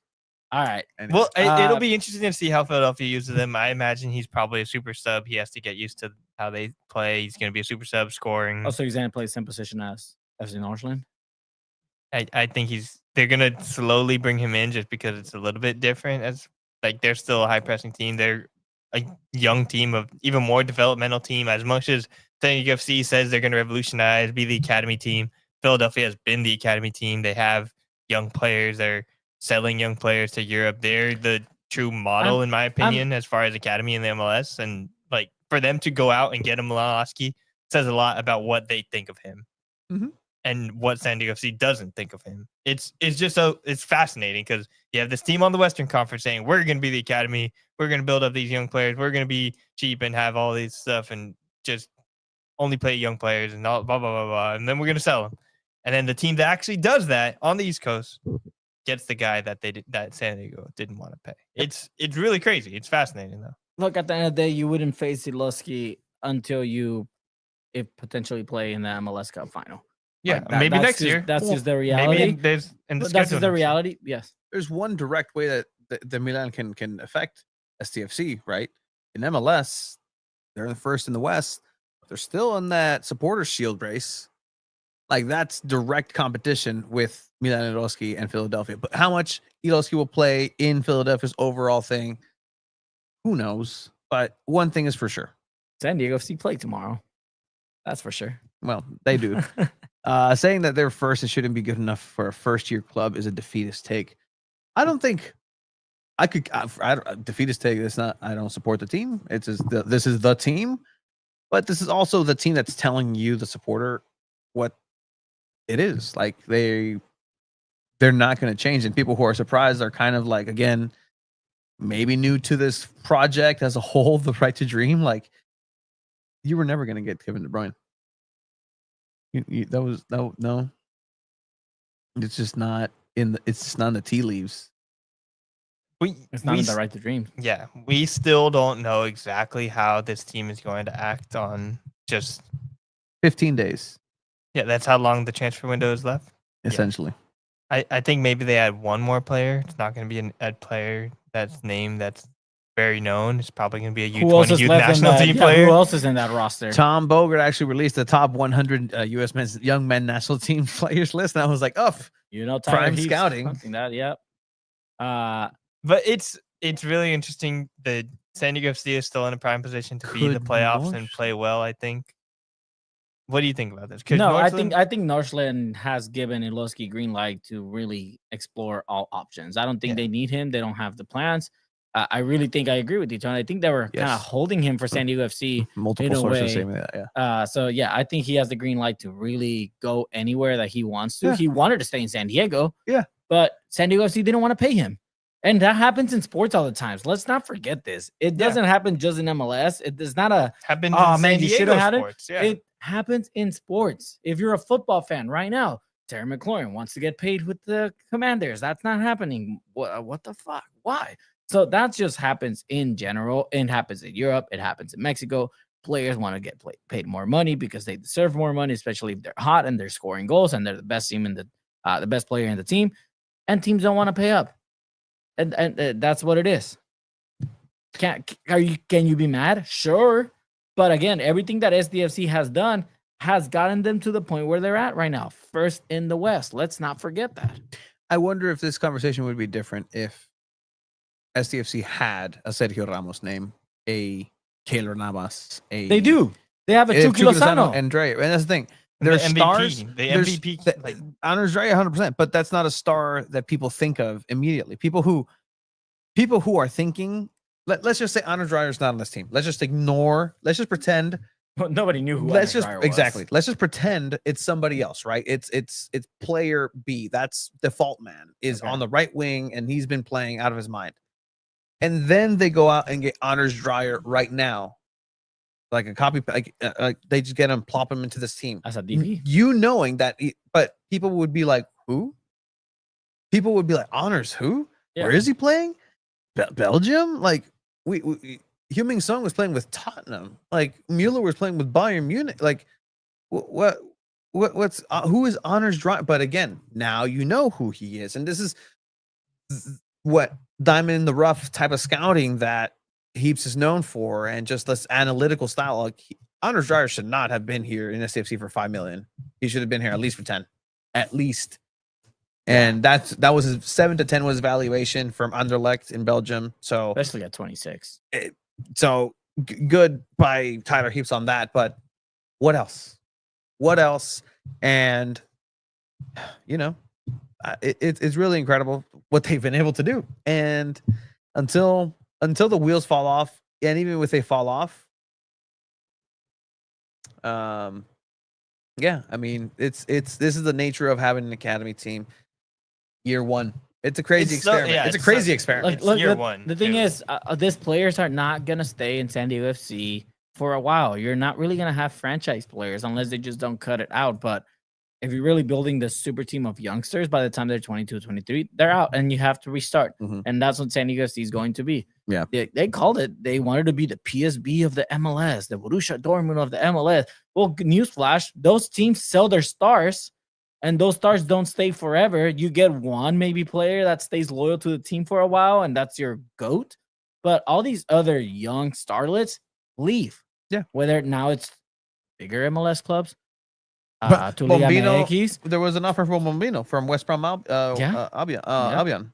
So that's going to happen. Luca Bombino's not going to stay here 3-4 years. He's going to go to Europe, or he's going to go to a different club that's going to pay him more money. SDFC is not the team that wants to pay big contracts. Yeah. There's a reason why they have the most TAM, the most GAM, the most this, because they're stingy with their money. There was SDFC practice at Coronado. It was pretty interesting. I know that they're also starting their Right to Dream Academy. So don't get in that water. Yeah, no, it's Imperial Beach adjacent. Nice view. I wouldn't get. Hey, yeah, congratulations. Anders Dreyer 2 or 3 Electric Boogaloo. Yeah. Also, if we're going to talk about the Sun going to LAFC thing, I think that's pretty big for them. They still have like so many midfielders and forwards too. Like Bouanga's kind of plays in what Sun's position is too. So it's just a little bit weird. Oh, Sun can play anywhere, man. Yeah, Sun can play. He's going to play at the 9. Yeah, he'll play anywhere for sure. But the thing is, though, it's like they probably need defenders. LAFC need that, and they could like that. That's a weird thing too. Like LAFC is probably like the blueprint of expansion team in the MLS, just going crazy and being successful. They have a much different approach, compared to San Diego FC. They're going out almost every single year. They've gotten a different designated player that's a star that they're building around. You know, like, it's the it team in MLS. Like it's the in vogue team. It's the different approch of building an MLS roster. It's the approach of spending money and having this big has-been names. Although Heung-min Son is still probably a very great player that's going to destroy players in MLS. I think he's like in way better form and shape than Luis Suarez, Jordi Alba, Busquets, all these different players like Wilfred Zaha. I think Son is still miles above those players. I pray for Verhoeven or Bombino, wherever side, whoever that defensive line. Can you imagine just San Diego and Sun subs on in the 60th minute versus Franco Negri? Yeah. And Franco Negri. No, I mean Bombino has the talent to shut players down, and he's done it. But Sun? I mean, Son is a different beat. I mean, that's gonna be fun to watch. That's the really cool thing I think about MLS is every once in a while there's a player like this that comes into the league and it's just like calm down, kids. Watch. This is how you play. This is soccer. Yeah. And then does something that you're just like, how the hell is that possible? And it's just because like, oh, this is a man playing with children. Yeah, 100%. I think like Zlatan did that. Gareth Bale had a couple moments too. Like Carlos Vela had like so many of these times where this has just happened, and that's I think a cool thing about MLS sometimes. All right, San Diego FC plays Mazatlan tomorrow. Is it? I don't even think we want to do predictions. It's just probably the most meaningless game. Probably win. I just want to address penalties. Thank you, Meniscus, who is contributing. I love it when people contribute to the discussion. It's like it's not necessarily the name that matters. The fact that we have a glaring weakness and that you've done nothing to fix it. And let me tell you, we were positive to begin with and intentional with San Diego FC because again, this is the big thing with San Diego FC. Get used to it. What is letting the weakness be a weakness? Just the stubbornness of this club, whether it's to stick with their principles, whether it's stick to the style of play, they're going to do what they're going to do. And it just may not make sense to a lot of people. And it may not be the right thing to do, but they're just going to do what they believe is best moving forward, whether that's good or not. They're not going to give the fans what they want. They're not going to give the fans what they want. And I want to say that they will have moments with Chuky Lozano on a straight drive that will be glaring, and sure, you might get some fan service here and there, but that's what's going to make those moments special, where you're going to be happily surprised. Oh, you guys got this. Okay, maybe it's a little bit different because you do need to have a little bit of talent surrounding the system, whoever you may want for a DP slot coming up, after Chuky, after Dreyer. This is year one after all, but get used to it. This team is going to be stubborn. The only players paid. What is Ilowski worth at this point? He's being the 750,000. Yeah, probably a little bit more than that, but to $1 million, 750 to $1 million. Yeah. And the fact that San Diego FC did not want to pay that. Nope, too much. Yeah, that's crazy. $250K. Take it or leave it, my boy. And he said, I leave it. Yeah, but Mina will for sure stay in SDFC. They will take the option. But I mean, you stick to your strategy, and I think that's somewhat commendable. Yeah. Just like, hey, this is the idea. This is the plan. You know me. I'm a believer of adapting in order to win. So I think SDFC is not the type to adapt. I think they're the type to just stick to that style. And we'll see if it works. If it doesn't, then it doesn't, and then you critique them then. And this is true. Remember, San Diego fans showing up isn't given unless you're winning. I think that's been proven, especially with the Padres. I think even the Wave have kind of shown like they were winning and people were showing up, especially at the beginning of last year. I think it was like a lot of just like fans and people really believing in what San Diego Wave were creating, and then just completely like went downhill from there. And they've been averaging a much smaller attendance number since then. Some of that can be attributed to like the loss of some marquee players, but at the same time, they weren't winning. And people stopped showing up. Now they're winning, and it has been a little bit more people. We'll see how it is on Saturday for MLS. That's like the Stark, right? Of course, on a Tuesday, it's awkward. Mazatlan doesn't mean anything. 8 p.m. Well, this is a 7 p.m. game, but would people have shown up had the game meant something though? In terms of there was a chance for them, maybe, probably not. But I still would have said it was the lowest attended SDFC game. It will be. I mean, they play that, and they're probably going. I mean, maybe they play spoilers. And Mazatlan is not a very good team, but they play MLS back on Saturday, and it's going to be a match against Sporting KC, a team that's not very good this season, a team that's bottom of the table. Could this be a trap game for San Diego FC? Does San Diego FC bounce back out of this whole Leagues Cup disaster and they continue their streak in MLS and take a step in the right direction?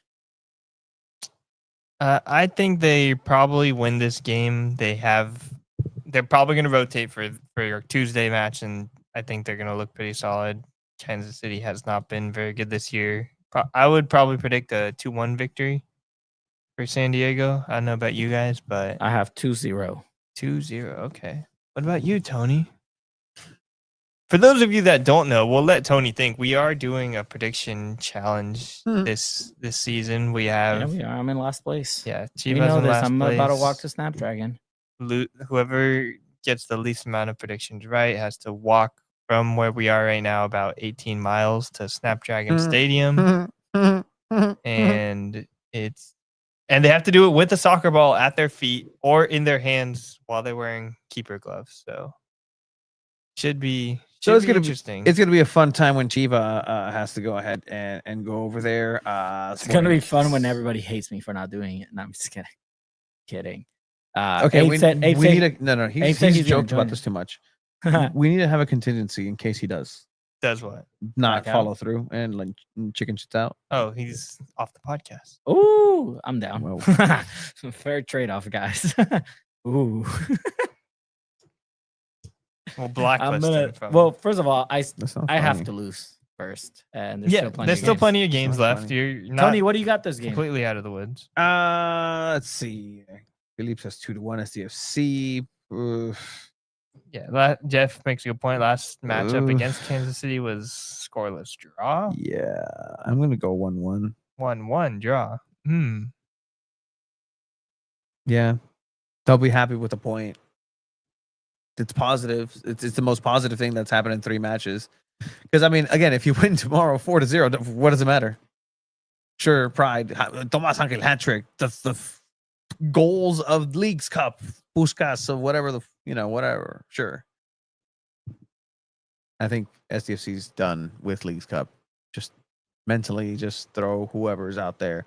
And they haven't announced how Leagues Cup is going to work next year either. I think it's like for top 18 teams on the Supporters Shield standing. So technically, they might already qualify for next year's League Cup. But I think Open Cup is kind of cooler too, to some people. But I don't know. By the way, I actually low-key like this, Philippe. Like, if you do back out, off the podcast, you should wear LA Galaxy shirt and walk around Snapdragon. Security will probably stop you and not let you do that. I'm down. We might just do that. Can we do that? Jeff says you'll get 1-1. beaten up in the supporters. That's fine. Can we do that? I'm down to do that. Did you steal a flag? Were you the one? Sorry. Can we do that? I mean, Meniscus says 1. Oh, no. Meniscus says 1-0. That's such an easy cop out. Such an easy cop out. Because I would just do it for a wave game. The Snapdragon.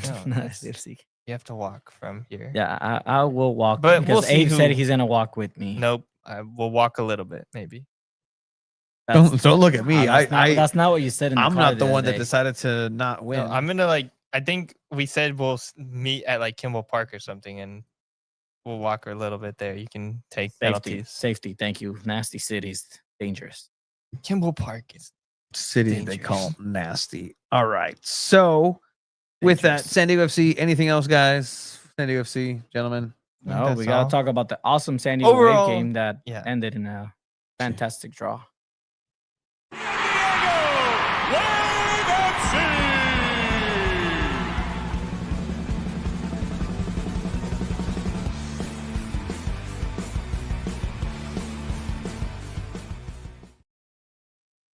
Oh, go wave, go wave, go wave, go wave. Well, they went to NC Courage and Jaedyn Shaw revenge match. Part 2. Just to set the scene for most soccer watchers out there. Didn't even start. I think most people were watching Copa America before this match. Yeah, they were. And just I want to preface this game by saying that Copa America match was just everything you want from a tournament final. You don't have to pull up the highlights yet, but it's just everything you want from a tournament final. Did you just tell me what to do? Yeah, I did, because I want to just tell people, if you watch that game and then watch this Wave game, it is night and day of what soccer is, of what soccer should be. This is a team that's both teams just trying to find rhythm and movement and anything, and then a beautiful, amazing, wonderful CONMEBOL, just nonsense fighting, great legends, Martha doing crazy stuff, penalty kicks, and then you go to NWSL Saturday night action in North Carolina, and neither team really found a rhythm. Well, rhythm is a dancer, and Wave did there not was like no dancing dancing at all. Neither of these teams. Savannah McCaskill just body. Yep, that sums it up. That's the face of That a player is- that's like, wow, that's they just great. signed another Thank you. midfielder that might take my spot that's younger. and San Diego faster. Wave. Thank you for covering. Yeah, not much in this matchup. They tied 0-0, but any positives that you guys took away from this? You were there for the Utah friendly. Yeah. You did not have a splendid time. I mean, that one wasn't great either, but it was also different players. Kenza Dali wasn't playing. Pro Moroni wasn't playing. You had some of the national team replacement players sub on, and then some of the short-term contract players, Nia Harrison, Jordan Fusco playing. It was a lot different lineup, so you could tell that just the level both ways wasn't as great as the NWSL usually is. And these are the top players. This is what Wave starting lineup should look like in a post Maria Sanchez era now. And you have Delphine Cascarino still trying to force things, make things happen, and look pretty good on the right wing, but just the rest of the midfield never really had anything. I'll tell you what happened in this match. Carusa started. Ooh. Carusa just cannot start for San Diego Wave. Like, put Ascanio on the wing and then put De Leon on top and then start Gia Corley. Please, por favor, Mr. Idoball. Like, come on. Play your best 11. I get it. You're coming back, but you cannot. Anytime you start Carusa, you're probably not going to win that game. Yeah, I think I wouldn't really. There was such little chances created. I wouldn't even blame Carusa on this game, honestly. Like, there was just every other like moments, just everything. Neither team could just bring it out of the midfield. It was just like exhausting to watch, and like it was bad. Yeah, Carusa doesn't have the best game. I don't think Leon had a great game either. She didn't really look comfortable in the left wing position, which is just maybe that's an issue too. Like, Leon's just not a winger, or not as good of a striker as she is a winger. And then Ascanio too, she's great at winger, but Gia Corley came on as a substitute in the 60th minute, and she kind of changed the tempo of the game. That's finally when both teams started having some development. Also, Jaedyn Shaw on the other side was kind of helping to create some counterattacks. But other than that, there's not really any momentum on the North Carolina side. So it felt like San Diego might be able to do something, maybe score that one goal, but it was a bit too late. And just rhythm wise, it's the end of it. Like, when you have a month-long break, I don't think any team can really perform at their level. Yeah, well, with this tie, San Diego Wave dropped out of the top 3. Wow. Proving me wrong now. So, thank you, Wave. I think they can bounce back eventually. I think with additions that they had, like Dudiña, can make a big impact for San Diego Wave. But yeah, maybe you put Dudiña in the wing and then you move Leon to the striker spot, right? Yeah. That's what was working for San Diego Wave. But I mean, hey, you come back, you're 4th place. At least you didn't lose. I think that's at least you got a point on the road. Yeah, you got a point on the road. And I think at the beginning of the season, a lot of people thought North Carolina was a much, much better team. Jaedyn Shaw has still kind of not been the same person compared to like 2023 Jaedyn Shaw. So it's kind of interesting how that's worked, and she's not even a starter anymore with North Carolina. That was another big thing. I don't know if you guys watched, but during the halftime shows, they were all kind of just saying like, this game needs Jaedyn Shaw, and then when she subbed on, she wasn't as dynamic as they thought she would be. I'm curious what North Carolina fans think of Jaedyn Shaw, just because she hasn't been like the Jaedyn Shaw that we remember. I think it's fascinating. I think at the beginning, it's so weird what happened. I know, and at the beginning of the season, we were just like, "This is how could you lose Jaedyn Shaw? She's been a star. She's going to be playing for the U.S. Women's National Team, and now she just kind of like disappeared." We also did say, unless Wave knows something that we all don't, and I think they knew something. Cammie's doing a great job right here. Yeah, I think Cam. I mean, she's doing a really good job. She brought turned the you team in part by. This team went from a last place Cammie team Ashton to a playoff team. Yeah, and I think that goes to Ashton as well as Jonas Idevall. Jonas Idevall has created something that the players believe in and actually have like dedicated themselves to, and maybe that's also on the players just having less voices in all the rooms. Like last year, you had 3 different coaches. You were playing in a separate tournament that not every NWSL team was playing in. I did Donovan. Then you had Alex Morgan retiring in the middle of the season as well, which throws a whole nother wrench into things. So it's just a lot of chaos last year. there was also an update to some reporting for the lawsuit from last season. If you guys want to go look for that, it's in the Guardian. I would recommend people to go find that. It's still pretty devastating what's happened there on that side for the Wave. But yeah, like it's just, I think they've done well to kind of rebuild from where they were at the end of last season. They've righted the ship slowly. Still stuff to be left to satisfaction, maybe off the field. But yeah, I mean, to this 6 month soccer, I will just point. You've been saying this for half the season. That's actually true. Yeah, but I think he's right that a lot he's of not wrong. Yeah, they're 3 points, but that's how it's been all season. NWSL teams have gotten better too. Like Washington Spirit getting Trinity Rodman back. She's not a starter yet, but like that's a major deal. Kansas City just added the player from Utah as well, Ali Sentnor, which Mia is just Fisher got her NWSL debut. yeah. Mia Fisher, like a lot of teams did add during this summer. I think we'll see how the Wave look now with Dudinia, and it's going to be interesting how Dudinia.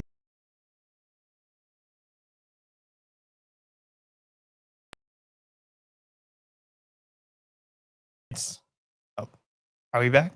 Yeah, Tony took us out. Okay, sorry, but yeah, like Dudinia coming back now. Like, does she immediately start? Is she going to be protected minutes wise? Like, I think she should start. Well, mentioning Dudinia now, I think SanDiego Wave, they do face LA here, Angel City, who, looking at the standings, isn't necessarily doing as good as SanDiego. We are doing predictions for that as well. We are doing predictions. So before we go into Dudinia. Yeah, I think that it's probably going to be another tie. The first match of the season that was the season opener, it was a 1-1 tie. I think Melissa Thompson had a really great goal, and then trying to remember who scored the goal for SanDiego Wave. It might have been Tony happened. I'm sorry for Kira Carusa, but don't tell me that. For that first game, I'm trying to remember who scored. It could have been. I think it was Delphine Cascarino, actually. I think so. Yeah. I think it was Delphine Cascarino. Okay. Yeah, but just Angel City, SanDiego, SoCal rivalry. Gia Corley. It was Gia Corley? That's cool. 5 minutes into the match. Yeah. That's funny. How did I forget that? I was at that game too. Yeah, man. I didn't remember. We've watched a lot of soccer, guys. I got SanDiego beating LA 2-1 at home. It's the first home match since the break. I think they're hyped. I think they play better. I think they win. I think that Angel City's gotten they've gotten a lot of development during the offseason. I've read some stuff about how their new coach has kind of taught them a lot of stuff, and they've kind of been playing a little bit differently. And Allie Riley's coming back from injury. She's kind of been their captain, and she was their star center back for the first couple of years, so they can probably be a little bit better on defense. I think it's like I said, still tied. Probably 2-2. 2-2. I'd say 2. Actually, no, 1-1. I'll say 1-1. Tony? You can't have an offense that looks like this against North Carolina and then have a 1-0. SanDiego Wave win. 1-0. Okay. Cheat. I like it. All right. Is it time to anything else SanDiego Wave that you guys want to mention? We're gonna start talking Copa America, right? I'm not Brazilian. I mean, with that, it brings our last segment of the night of goals, gaffes, and grades, right? Yes? No? No. Oh, okay.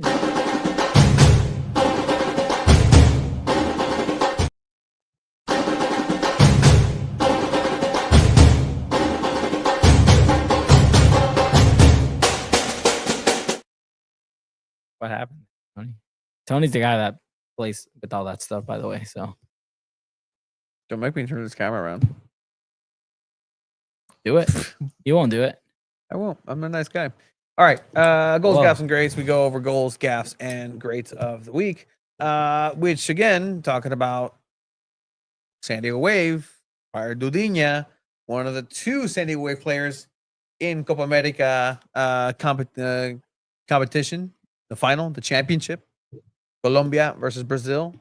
You're alluding to it. Did you guys watch this game live?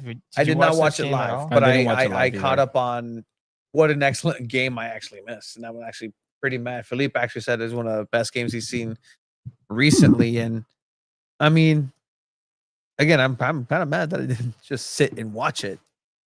It was funny. I think I was sitting at the TV and my grandpa actually was like channel surfing, and I was kind of having it like split screen and quietly, and then he just put it on, like was just happened to find it, and he was just locked in on this game.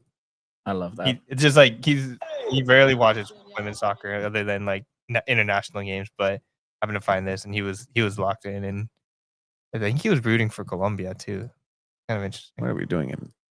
I'm pretty sure a lot of people were rooting for Colombia, especially like Mexicans. They have this thing to like root against Brazil sometimes. It goes to both Brazil's ways. Either it's your second favorite team like Tony, or you hate it. Yeah, that's fair. And Brazil's been just like the dominant team of CONMEBOL, so I think it's a little bit okay to be underdog, rooting for the underdog here in Colombia. And yes, it's unreal.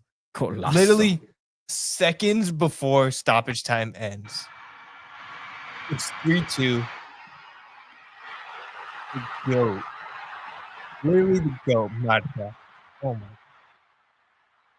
Just, you know what, Abe? I told you. Some might say top 3 Brazilians of all time. That's why I put her in the top 3 Brazilians of all time. I agree with you. I agree with you. Neymar can, like, no, it's Pele, it's Marta and Pele right up there, and then everyone else. If that's the case, do you put Alex Morgan as top 3 U.S. players of all time? Dude, if we're talking U.S. players of all time, the men probably don't even make like the top 5, top 10, top 11, dude. honestly. If we're talking, if we're That's like, fair, I guess. you're talking about Megan Rapinoe, Alex Morgan, Abby Wambach, like there's so many U.S. Shannon McMillan over, like they've all won World Cups. Yeah, they know how what many it's been like. men's national team players won World Cup? A World Cup final. They Gold medals. They made it to a CONCACAF. Clint Dempsey's never done that. Not a Landon CONCACAF, Donovan's to never done that. a Confederations Cup final. Yeah, So Mexico won one against let's Brazil. not even get into that. But anyways, like this, Marta retired last year too. Don't forget that. It's like she said, like, oh, I can't play international soccer anymore. I'm too old. They said you're not. They told her. They pretty much told her you're not too old. Come back. We need you. She came back as a substitute, scores to make it 4-4, and then scores to take the lead in extra time. And then eventually Colombia returned with another goal of their own. So what we're saying is all these are goals of the week. This whole game is a goal of the week. This is the goal for what soccer should be. It was so fun. It was absolutely insane. Can we send Marta as SDFC's number 9? No. She would rather sign with Orlando, right? Well, not even that.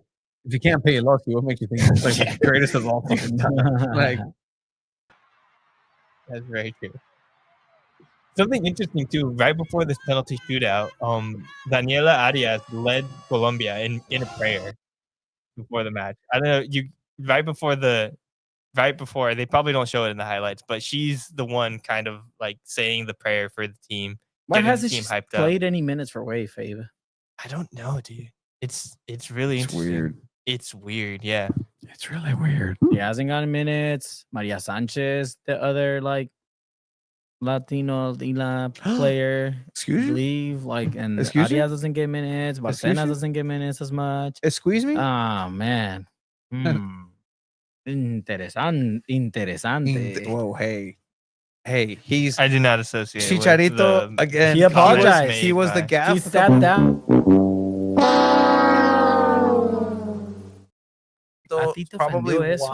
Probably watched our goals, gaffes, and greats. Saw the error in his ways and decided to go head on and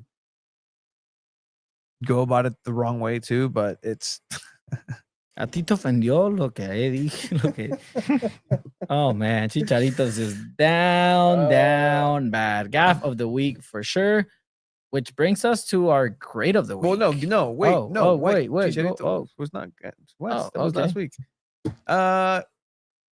Sticking to this game, one of the greatest games that some people have watched in modern history, in soccer in general. Copa America, Brazil versus Colombia. Brazil winning, 2 players, 1 in each squad, belonging to now San Diego Wave. Future teammates haven't been. But how would you feel about Dudiña, the winner, the newest player, mocking the team right in front of him, saying almost as a team of Colombian respectfully stands out there and awaits Brazil to get their crown for Copa America champions. You know, does that how do you feel, Abe? You're it's usually crazy kind of shithousery. okay. And I think that's what CONMEBOL is known for, honestly, which is sometimes why it's like fun to watch these CONMEBOL games. It's kind of crazy. After the game, putting the camera on the losers and be like, "Oh, almost." Right in front of them. I love this for San Diego Wave. You need a player like this. We need spiciness when it comes to San Diego Wave, especially a forward. You know, like, yes, talk your shit. Like, why not? You just won the Copa America, and this game was chippy too. They got into a couple fights. Yeah, so like, why not make fun of them and say, better luck next time, pal. Incoming locker room drama, but that CONMEBOL, come on, they're tough. I mean, I think that's fair. Yeah, they're tough. 100%. Yeah, they know. Like, for other fans, you watch this, you're like, whoa, this is unsportsmanlike. This is insane. How could they do this? No. And then it's fine. You see, but it's Brazil, Colombia, it's Copa America. I think that's everything's what high. about when it comes to rivalries. Hey, hey, look at that. You know what? Well, yeah, shout out late edition. University of San Diego. Yeah, late edition. So that's kind of a semi-gaff, you know, locker room drama starting. Maybe I don't. We'll I don't think so. You don't think so? I think no, I don't think players so. will, even, and if it is, most mature players would be able to just talk about it, talk through, say, hey, sorry about that. Let's go. Bygones be bygones. Let the game go on. So then that just kind of takes away.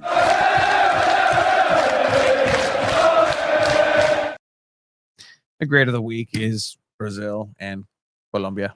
Just putting an absolute clinic in terms of, you know, what the game should be and you know, the fundamental aspect, just the tribalism, the why people pay the ticket is games like this. Went down to penalties. Like, what more do you want for a final? Same thing in the Euros. Mm-hmm. Did you guys like the Euros too? Euros was fun. I found this a little bit more exciting than the Euros, honestly. Just because it's a little bit it's spicier. It has that Latin flavor that you can love CONMEBOL sometimes. I still think the Euros are higher level. But I think that, dude, I think there's so much European superiority. Like, just, I don't want to call it nonsense, but just snobbery, especially when it comes to women's national team rankings. Like, Brazil is technically ranked like or something dumb. And like Brazil's, I think it's USA, and then Brazil, and then then you can start talking about the European teams. But there's not enough respect given to these South American and also like the Mexicos of the world. There's the rankings in women's soccer are insane right now, but that's a whole nother thing. But Brazil could beat England and Spain right now. Honestly. Yeah. Tell me that Colombia could beat them too. Yeah.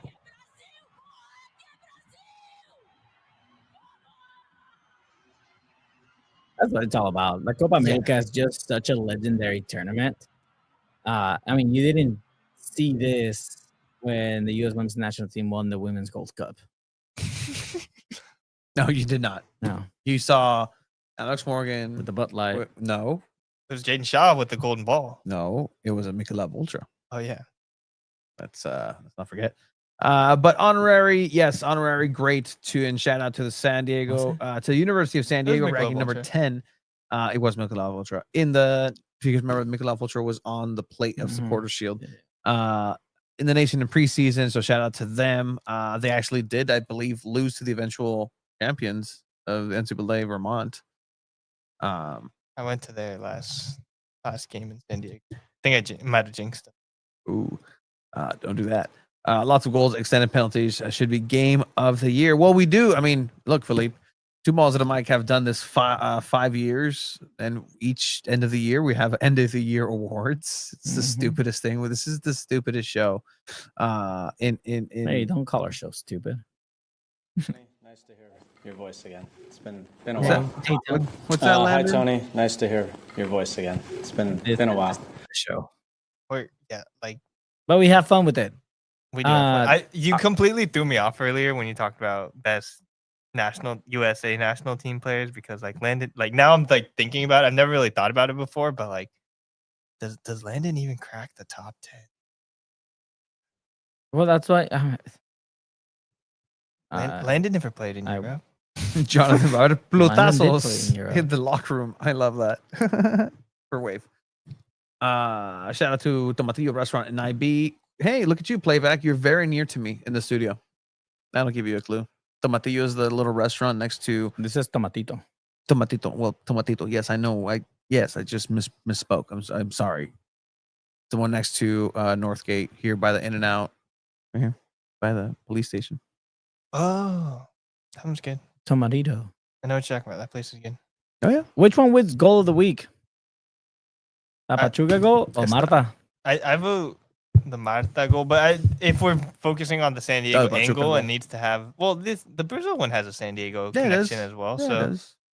Yeah, but the Pachuca one was really good, but he had no right to shoot from there. That's true. But also, you had no right to tie the game in the last minute of Copa America final. Goat shit, dude. As a 39-year-old, it's insane. Oh, hey, be careful, man. Dude. What? I'm saying it's impressive, dude. It's a young lady. Dude, relax. She retired, and then they said, "Come back." Yeah, because they need Messi did that. Oh, yeah, that's what goats do.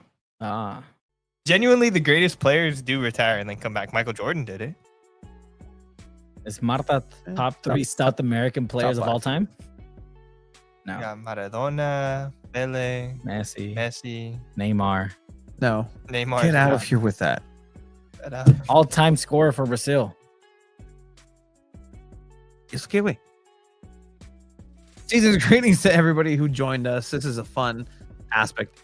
Again, thank you, Jonathan. Thank you, Philippe. Thank you, 619, Playback. Everybody who joined us earlier. Esteban, Will Farrell for opening the wallet, for Huming Song for the MLS.